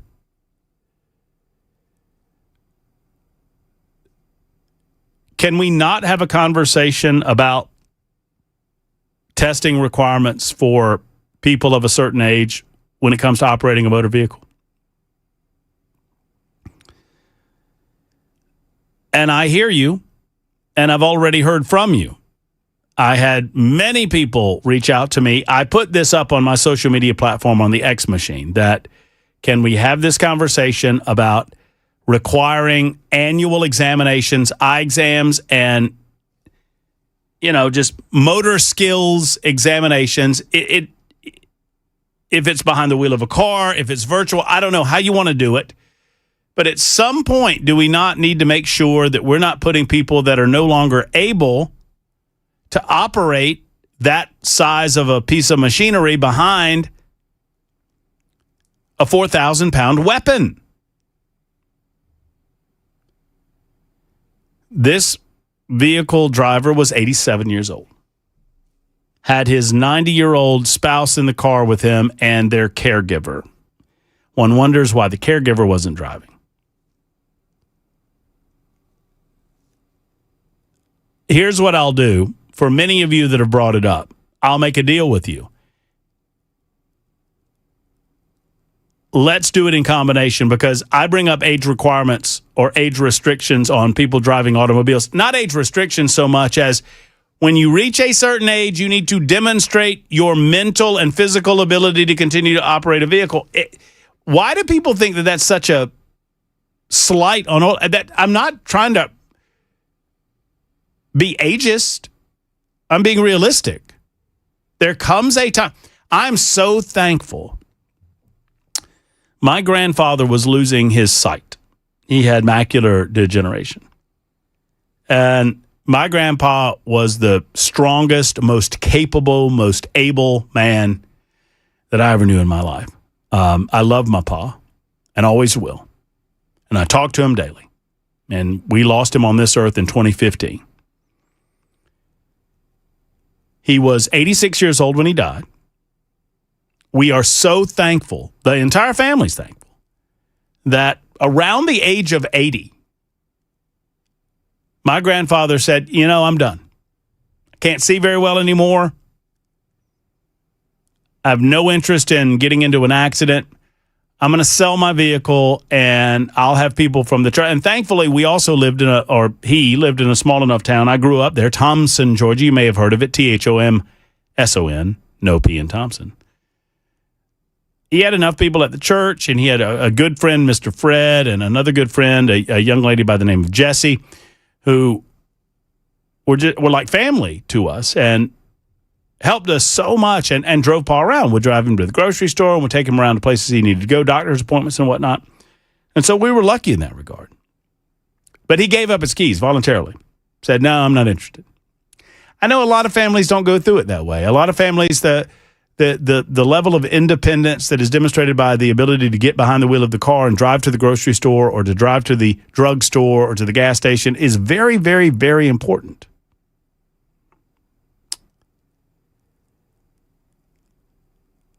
Just pick an age. You want it to be 80? I'm fine with that. 82? I'm okay with it. At some point, do we not think it important to test to make sure that our older generation still has the ability to operate a motor vehicle? I think it's a fair analysis. Now, I'll make a deal with you. You agree with me on that, and I will fully agree with you because I already have on the issue of age restrictions when it comes to serving in public office.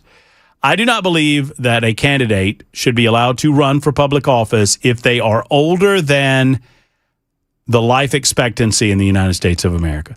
Jackson, would you do me a favor? I know you will. Just look up what is the life expectancy in the United States of America. I'm going to guess that, and not male or female, just universally, I'm going to guess that our life expectancy is 74.8. That is my official Matt Murphy guess. 74.8 years of age is the average life expectancy in this country. Jackson? About half your age, 79 years old. What? 79. Our life expectancy is 79? Yep. In the United States of America? Mm-hmm. Look at what it is in Japan. I bet it's like 85 in Japan. They live, man, oh man, they're doing something right. Raw 85. Fit, is it 85? 79, that's surprising. Women are at 87. In Japan? What are they here? 83 probably? 84 maybe? 83? Men do stupid things. We die young. And we don't live right. And we become weak. 81. All right, so 79. So if you are over the age of 79, you don't get to serve in public office anymore. Is that fair? I understand that our current president of the United States is over that age, and I understand that he is the exception that demonstrates the rule. The exception meaning that he is performing at a high level at an advanced age, unlike so many others that we see in politics that just slowly but surely fade off their cracker. All right, with that in mind, we asked, it's an all-skate for political candidates, and look who's here. John Henry. I know John Henry. He's running for the 6th Congressional District. He's a listener to the Matt Murphy Show as well, and we wish him so well this coming Thursday. John Henry, what's going on, my friend?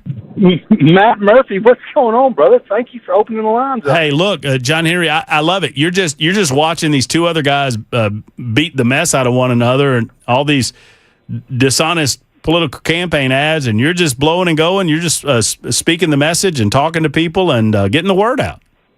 Driving down the road right now, Matt, listening to you, getting the knowledge that I need to run for office, right? For those who might have missed you on the air or haven't heard your ads, and I hope you have heard John Henry's ads on our show because he's been playing them, tell a little about yourself and why you decided to put your hat into the ring of public service. Sure, brother. My name's John Henry. I'm a retired sergeant major with 27 years, and the reason we're running is because I'm not a politician, Matt. I'm a grassroots candidate that's been running for 14 months. I mean, an incredible ground game, and we've been going and blowing. I mean, every we can go no matter what. I've been on the ground meeting and listening and working hard. I was raised on a small, kind of like you, Matt. We talked about that, raised on a farm. I joined the Marine Corps. When I come back to that same farm. And that's what we're running on right now. It's agriculture, industry, and education. And I hope your listeners will go to our website, Henry for Congress, and see about all of our issues, Matt. What is in your opinion, John Henry, I mean, what is the most pressing matter? I mean, I don't want to lead you in any particular direction. I think we've talked about this in the past, but what do you believe is the most pressing issue that you want to focus first on as a congressman? Yes, sir. I believe food security is national security, and I think, Eric, we may have scales over our eyes of what's going on in our meat industry right now. So that's one of the first things I'm going to tackle. We get a little spoiled when we think every time we go to the store, food's there, supplies are there, no big deal. But once the ice storm comes in Nashville or COVID, oh my goodness, we see the shelves empty quickly. So that's one of the first things I'm going to look at. Plus, our number one industry in Tennessee is agriculture, and we believe we need to secure more small family farms and medium-sized family farms as we look to get to U.S. Congress to make that policy. That's very important for us. How can people find out more about you and your run prior to the vote Thursday? Well, I think to follow us on Facebook, Henry for Congress, and that's the word for F-O-R. Henry for Congress on Facebook. You can see who's endorsed us. Michael Flynn, General Michael Flynn's endorsed us. You can see how we're moving and shaking, like I just said, running up and down the road right now. And you can also go to our website, Henry for Congress, F-O-R, for Congress, and look at some of our endorsements there, some of the things we've been doing, and some of our videos. I think their videos will resonate with everybody in your viewing audience. Well, John Henry, getting to know you is to like you. I so appreciate you offering yourself up to public service. I wish you the best of luck this week. I wish you the best of luck this Thursday, and let's talk again very soon, my friend. Thank you, Mr. Matt. I appreciate the opportunity. Absolutely. It's our pleasure. There's John Henry. That's how you get it done. He's a candidate running in the 6th Congressional District race, being contested up there in the absence of John Rose. Obviously, John running for governor. That opens up. There's no incumbent in that race. There are 3 major candidates running for the Republican Party. I guess there's just 3 running in the Republican Party primary, and y'all be careful as to who you vote for. A lot of things going on in that race with Johnny Garrett and Van Hillary, and obviously John Henry is a part of that mix and getting a lot of attention in that race. It is 6:20. We'll get to more candidates. We'll get to your thoughts on me. I'm already being accused of being an ageist. I'm not trying to be an ageist. To hear Jackson Williams tell the tale, I'm going to have to start taking regular examinations for me to drive my truck on the regular. That's fine. I'm willing to do it. And if your octogenarian driver is still able to operate a vehicle, then you shouldn't fear that either. I understand it's difficult to take the keys away, but sometimes very necessary to take the keys away, whether it's an eyesight or motor skills or, not being mentally able to process what's in front of you. If you operate a vehicle, it's important. We'll continue that conversation coming up. 615-737-9986.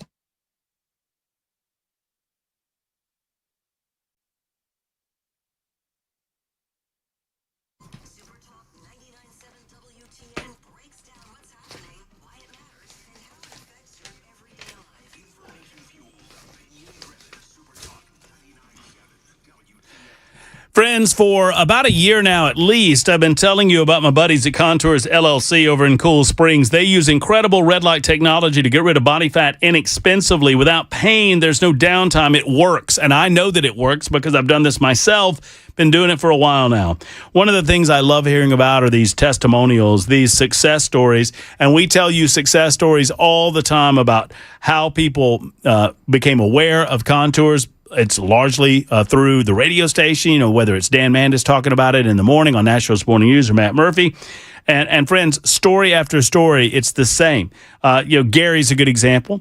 You can find Gary's entire story on the WTN website. You can also find it on the Contours website. But he's done a package of treatment and lost a ton of inches off of his stomach area, ton of weight as well.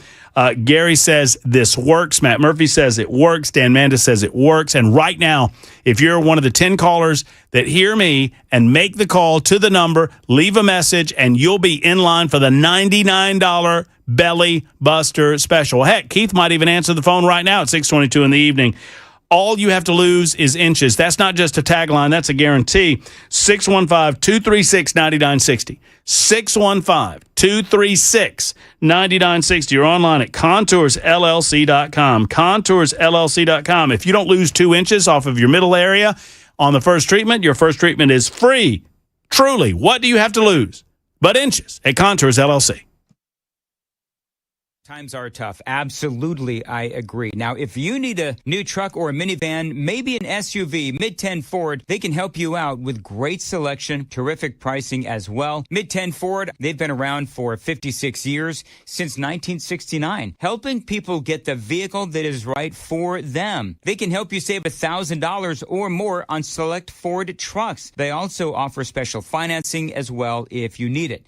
Now, Mid-10 Ford, I like to say that they're a one-stop shop. You can buy your vehicle there at Mid-10 Ford. You can get it serviced. They have a body shop as well. So you want a brand new or a pre-owned vehicle, you can check out all of the great deals at their website, mid10fordtrucks.com. That's mid10fordtrucks.com.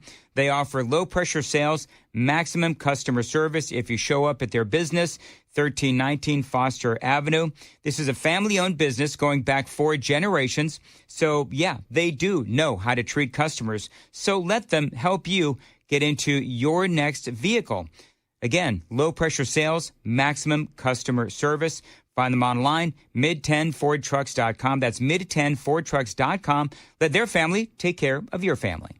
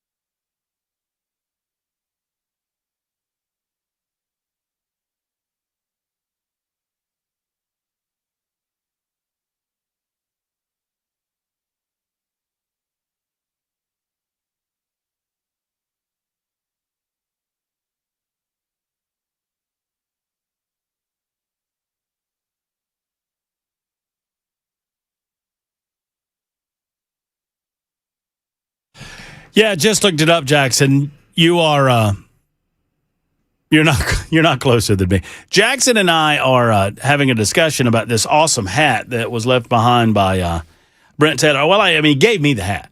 He offered the host of the show the hat. Jackson is angling for the hat. Jackson likes the hat. Jackson wants the hat. I don't think I'm going to give Jackson the hat. What do y'all think? I believe it is unethical for a political commentator to wear such hats. What do you mean? I'm not in the ninth. This is a coonskin cap 2.0. I just want the hat, Matt. I don't think it, but hey, it's got Brent Taylor on the back. Are you supporting old Brent? Sure. Oh, yeah. Don't you want to see if it fits? Yeah. We'll do that during the news. I don't think so. 615-737-9986. We've asked and we have received. A lot of you are taking us on the opportunity to do an all-skate. Art Shady, is that right, Art? That's correct. Art, you have to be a top-notch public servant if your last name is Shady. Well, actually, I'm not really a politician, but it's an Irish name. I just was born with it. Well, I get it. I understand that. I'm just messing around with you. What are you running for, Art? I'm running for Smith County Mayor. Oh, excellent. Excellent. Talk to us. Tell us a little about Smith County. Well, Smith County is a great place to live. It's the home of two Nobel Prize winners, Al Gore and Cornell Hall. One started the United Nations, and one was a sore loser in a race. No, you could. One of them invented the internet. At least to hear him say it. Yeah, that's right. I forgot about that one.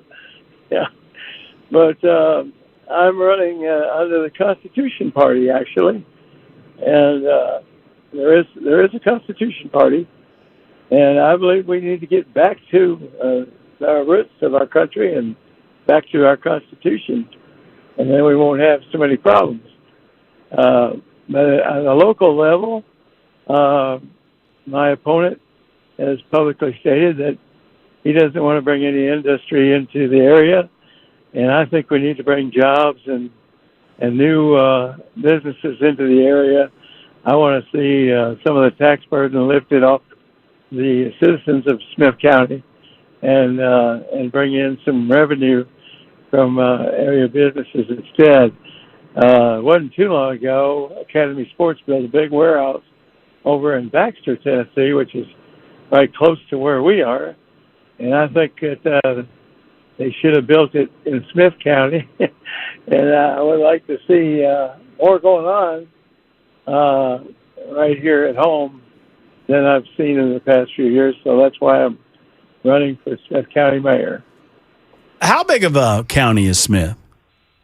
Oh, well, I'm thinking population about 30,000, but don't hold me to that. Okay. Well, just generally, I just was curious. Yeah, it's between Lebanon and Cookville, and it's a lot of farms area. It's beautiful country. I mean, are y'all considered on the plateau? No, we're not on the plateau. We're below the plateau. Okay. That would be Crossville and right, a little bit further to the east. Right. Yeah, that's correct. Well, Art, where can folks find out a little more about you? Well, if you're on X or Truth Social, it's Art Shady TN at Art Shady TN, and I don't have a website. I kind of got delayed in trying to get one up. Oh, that's all good. I am on social media. I'm on Facebook, and they can also email me. My personal email is art_shady@yahoo.com. SHADY. That's correct. Okay. And just like under the tree. Well, Art, best of luck to you. We appreciate you calling in. Let folks know about you, and let us know if there's anything else we can do, my friend. All right. Thank you, sir. All right. Take care. There's Art Shady. That's good stuff right there, Art Shady. Michelle, you'll be coming up. James and Adam want to say that I'm an ageist. Maybe. I don't know. I don't know what they want to say. Mark Pody's on the line. Mark Pody, who ran the best political jingle of the season, is going to be with us next on Super Talk 99.7 WTN.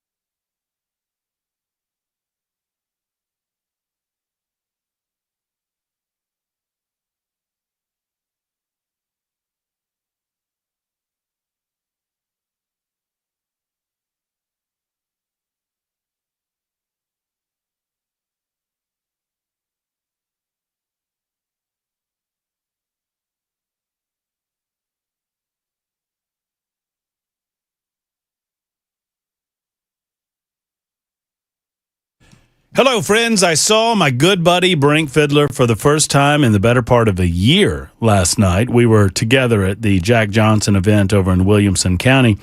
And I mentioned to Brink, I said, I guess that's pretty good that we've not seen one another in that length of time, although I miss him, and we're going to get together very soon. But Brink's been hard at it. He's been working hard through Defense Systems, making sure that you're as safe as possible. Here's one of the things we talked about. In an unsure economy, in an economy where you're paying a little more at your business for gasoline, for the basic necessities of running the business, sometimes your worker safety programs can get put on the back burner. Do not back burner the issue of safety when it comes to workplace violence or the unlikely event that someone might try to do something even worse in your workplace, in your church, in your school. Don't put this on the back burner. Call Brink Fiddler today or join him online at defensesystems.com to find out a very affordable opportunity for you and the staff to go over training exercises and to go through a program that will help better prepare you for the unlikely event. And I say unlikely because it is. That you might have to go through something like this, like an active shooter situation, workplace violence, emergency and intruder action plans, rapid response medical training. All of this is customized for your facility. These are life skills that you will take with you. I certainly have. life skills that you will take with you. Brink wants you to get those life skills right now. Go to defensesystems.com or call 615-236-6484, 236-6484 for our friends at Defense Systems.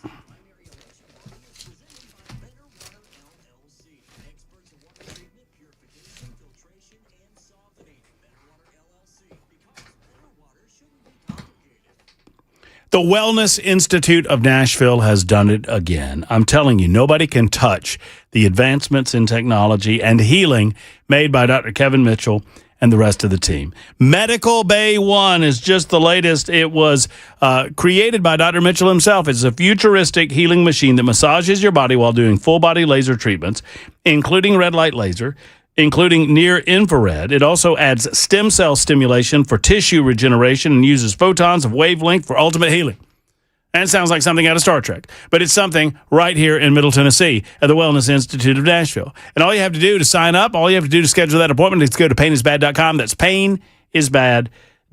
Of course, they still have the Epic Spina Special running, $33 off every visit. Of course, they offer you an opportunity to get pain-free with no surgery, no injections, no painkillers, no downtime. That's what it's all about. But ask about the Medical Bay One, ask about HydroWave, ask Dr. Kevin Mitchell how he can help get you pain-free, because he can. 615-246-5009. That's 615-246-5009 or painisbad.com. Be sure to tell them Matt Murphy sent you to the Wellness Institute of Nashville.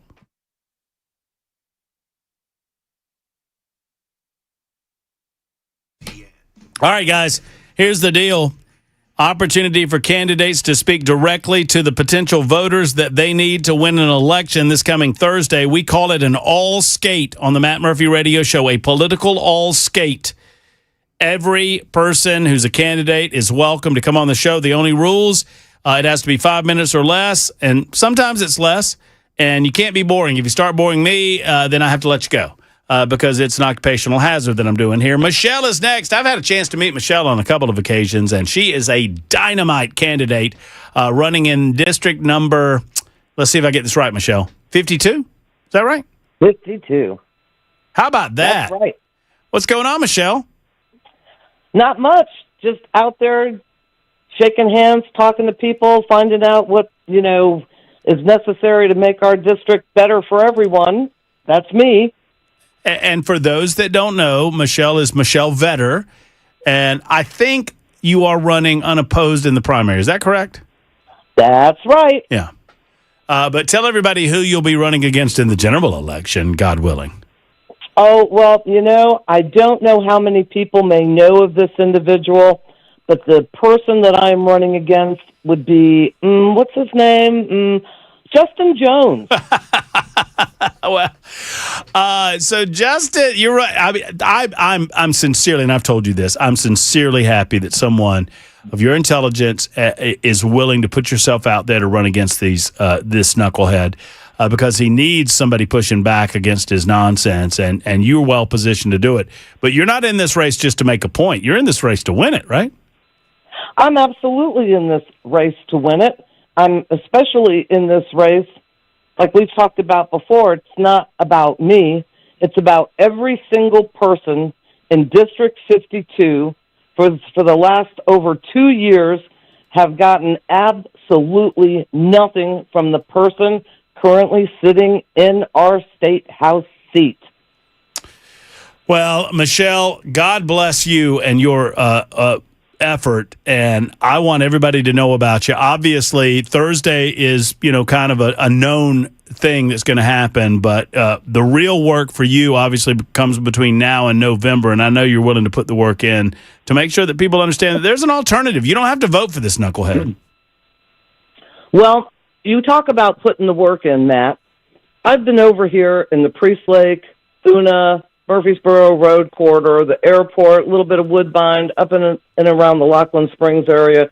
For over almost 20 years this year, I have been working hard for the people in our neighborhoods and communities to make everything over here safer, cleaner, greener, better, but most importantly, for the people of this district to have a voice in the General Assembly. Well, Michelle, let us know how we can help moving through Thursday and into the general election. And I thank you for calling. I thank you for presenting yourself. You're a great candidate, and hopefully come November, you will shock District 52. Well, I have to tell you, I owe a lot to Mark Pody because I truly look up to and respect everything that he has done. I'm a little bit jealous of his jingle. I've been sitting around thinking I should do something like, something along the lines of vote better, vote for Michelle Vetter. You want cleaner, safer, greener, for everyone working together. You've got to vote for Vetter. And you can find us at www.mvetterforall. That's MVETTERFORALL.com. Love it. Thank you, Michelle. Great call. Great presentation. Jackson, before I go to our next caller on line 4, do you want to sing it with me? You start. Let's go. You ready? Honesty, integrity. Join with me to help Tennessee. Hey, look, it's MarkPody.com. Pody! Matt, how you doing, buddy? What's up, brother? How are you? I'm doing good. Dan Mandis did a lot with that jingle. Yeah, well, we've had, look, I'm on record. So Mandis and I, the first conversation, did he tell you the first conversation that he and I had about this jingle, Mark Pody? No, he did not. I said, we were at an event together, and I said the best ad that we have running on this radio station is Mark Pody's jingle. And Dan's like, I don't like it. He started talking about how he said, I love Mark Pody, but it just gets stuck in my head. I was like, that's the point, Dan. He wants it to get stuck in your head. And a few days later, he texted me, and Dan said, you know what, Murph? I've come around on this jingle. I like it now after listening to you sing it all day on a Saturday afternoon because I can't get it out of my head, Pody.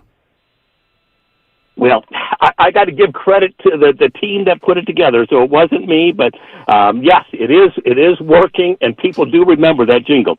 Well, talk to me about we had your political opponent on, and he told a story about deciding to run in the race, and I guess that was kind of predicated on you not running, but then you had a change of heart and decided that you were, in fact, going to run for a second term. I mean, is that an accurate kind of description of how all this came out?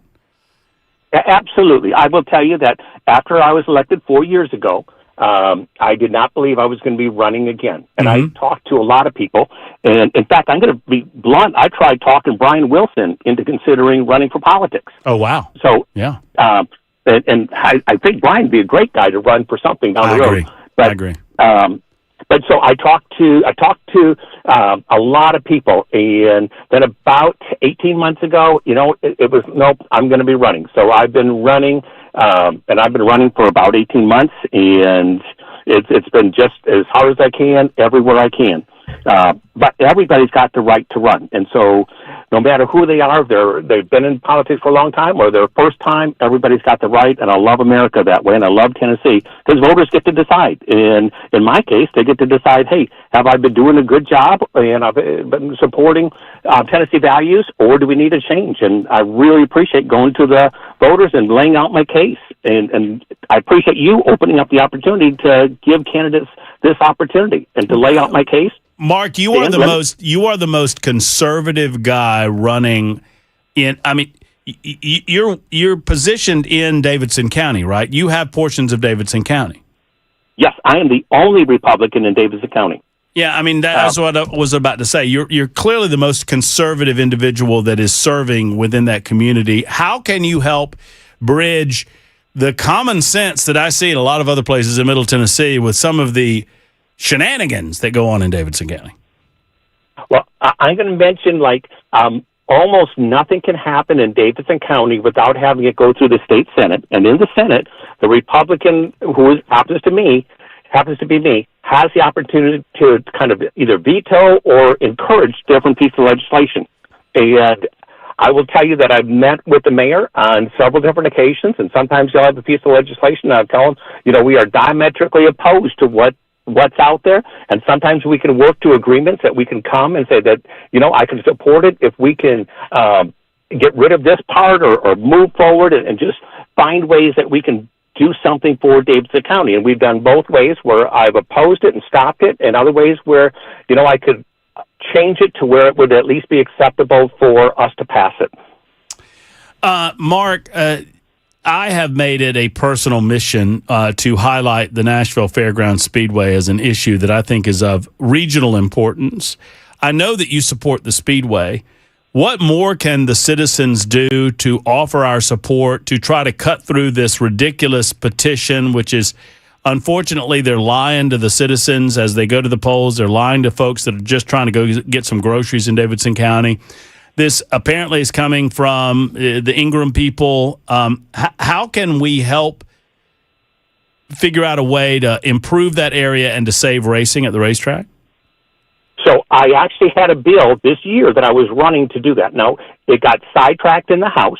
And I don't think that it was fully understood in the House, but I'm bringing that same bill back to save the racetrack here in Davidson County. And so January, that will be reintroduced so we can say that racetrack is going to stay here in Davidson County. And I'm going to do everything I can to do that. And we can do that at a state level. Well, Mark, what else are you working on for the upcoming session? Anything come to mind? What do you feel like the priority for the General Assembly ought to be in the next session? All right, so I've got to tell you that we have to seriously find a way to get about $1 billion a year going directly to TDOT. We are so many years behind right now, and depending on the notes you look at, it's going to be about $40 billion that we're short. I need to have a piece of legislation, and we've already submitted it. We tried to pass it last year, where it's a reoccurring fund directly to TDOT, no new tax. It's going to keep up with inflation. Like the gas tax did not do that. It's a user fee, and it's going to have a significant impact on our roads immediately. And what I've suggested is this, that we take all the sales tax that we currently collect on every single car, new or used, electric, doesn't matter. If you buy a car, the sales tax that we're currently paying goes directly to TDOT. That's a user fee, because if you're buying a car, it's going to hit the road somewhere, and it's going to keep up with inflation, because what we're paying for cars today, 5 years is going to be more, and therefore that tax is going to be more, and that will generate $1 billion per year, which will be reoccurring, that we can make a difference on catching up on our roads. Tennessee, I mean, I'm proud that you mentioned that, Mark, because Tennessee seems to be ahead in terms of indebtedness per capita. I think we're the number one state in government debt per capita, but we seem to be lagging behind it. And look, I appreciate how we got where we are. We don't want to borrow money to pay for some of these infrastructure projects, but the figure I saw was, it's like $80 billion in total, and I think almost $50 billion of that is in road and bridge building. Yep. Yeah. So I'm glad you're carrying it. This is one that I really think, and I think we got a lot of support now and some of my fellow legislators to get this through. And this is probably something that's going to be the biggest bill that we can move to make a difference on our roads right now. All right, Mark, before I let you go, I got to beg for you one of these patented Pody screams. You know how much I love them. Give me one. Come on.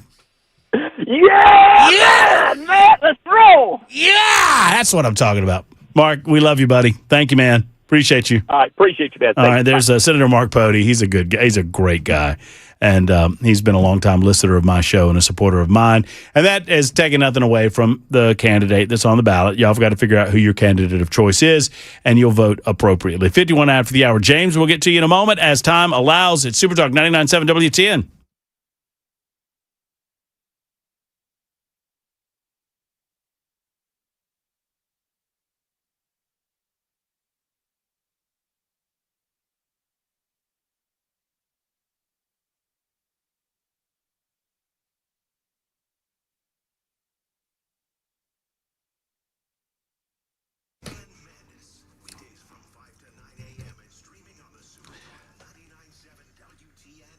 By the way, I'm about to talk about your AC with efficient heating and cooling, but several of you have asked. Ken Weaver won the contest today, by the way, Jackson.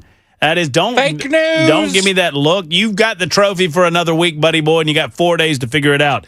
It can be hard to find someone you trust when it comes to large home repairs, including the cooling of your home. Jeff Eddy and Efficient Heating and Cooling, they are the company that gives you big service, big results without the big price tag. That's what it's about, folks.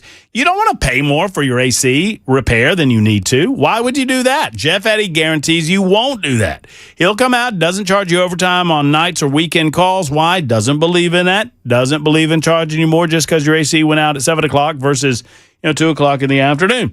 They offer financing available when it comes time to replace. They're an Elite Pro partner with Rheem. They can help you out in that regard, too. They are your second opinion source. So if you've been advised something, give Jeff Eddy a call. Let him take a look at it and see if there's a less expensive way for them to handle the appropriate repairs. That is what we are talking about. Jeff Eddy and Efficient Heating and Cooling. Call today, 615-784-4424, 784-4424, or online at efficienthvac.net.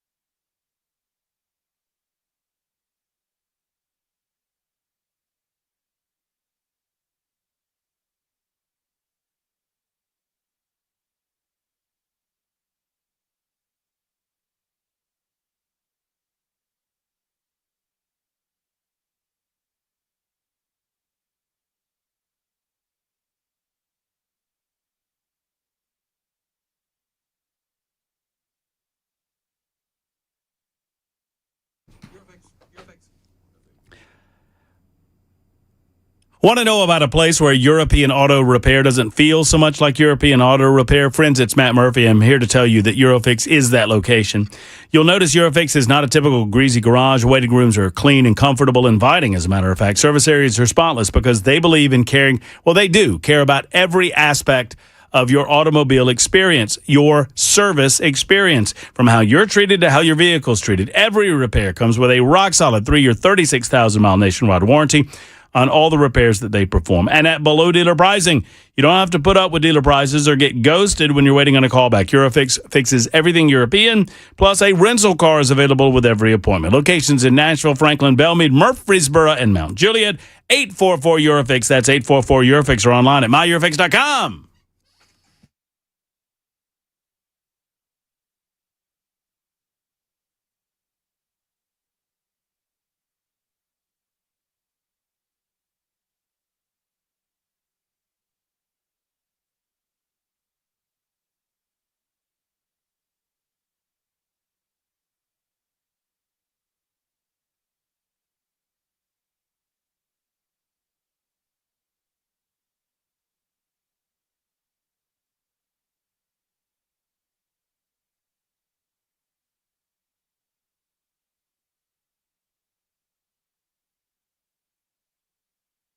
Super Talk 99.7 WTN. I finally found someone that is more of a sore loser than Donald Trump. I mean, and I'm just saying that Donald Trump doesn't like to lose. I mean, I think he won his club championship over the weekend, if I'm not mistaken. Donald Trump doesn't like to lose. Jackson Williams does not like to lose. Jackson Williams is calling foul. Jackson Williams says that it was a stolen election today as he Voter suppression. He lost to Ken Weaver. And look, I did the votes. I redid the votes, and then I said it's pretty close. Who won the online poll? Go ahead and tell everybody what you said about the voters on the YouTube chat, Jackson. I said I love them and respect them, even though they did went against me today. Jackson. I'm sorry. I must have misheard what you said originally, because I thought you said they suck, but clearly you didn't. I mean, obviously I did not say that. You said what again? I said that they made their choice today, even though it was the wrong one. See, because I thought the first time I heard you say that, which is clearly what you said, but I misheard you, and I thought you said they suck. Did not say that. But y'all, Jackson did not say that. That's my error. Jackson's all good. James is the final caller of the day, and James, I'm giving you the floor, my friend. You held long enough. What's on your mind? Hello, James. Gosh, I hope James did not hold long enough that he passed out or fell out. Maybe he gave up. Maybe James was driving and felt the need to go hands-free. I don't know. James, it's a good thought. It was a good call. I appreciate your effort. In all seriousness, I'm sorry it took us a while to get to you. I appreciate your telephone call today. Thank you for enduring and surviving yet another all skate on the Matt Murphy Radio Show, as we called on all candidates. They got 5 minutes, or when I got bored, whichever came first. And we thank you for that. Tomorrow, on tomorrow's broadcast, RFK and Dana Bash, the media is going to have to be burned to the ground before they get the message. They refuse to accept that they have any culpability with regard to what happened during COVID-19. That's on my lips and on my mind, and I'll talk about it tomorrow. We did not get to this Idaho In-N-Out burger. Hey, a good guy with a gun. That's all I have to say about that. And plus, socialists are getting called out by some unlikely places. We'll discuss that on tomorrow's show as well. Plus, more news on the dishonest practices of John Ingram and his funded petition group that's currently trying to deceive people into destroying the racetrack that's been in Nashville, Tennessee since 1904. That's all to come tomorrow on the show.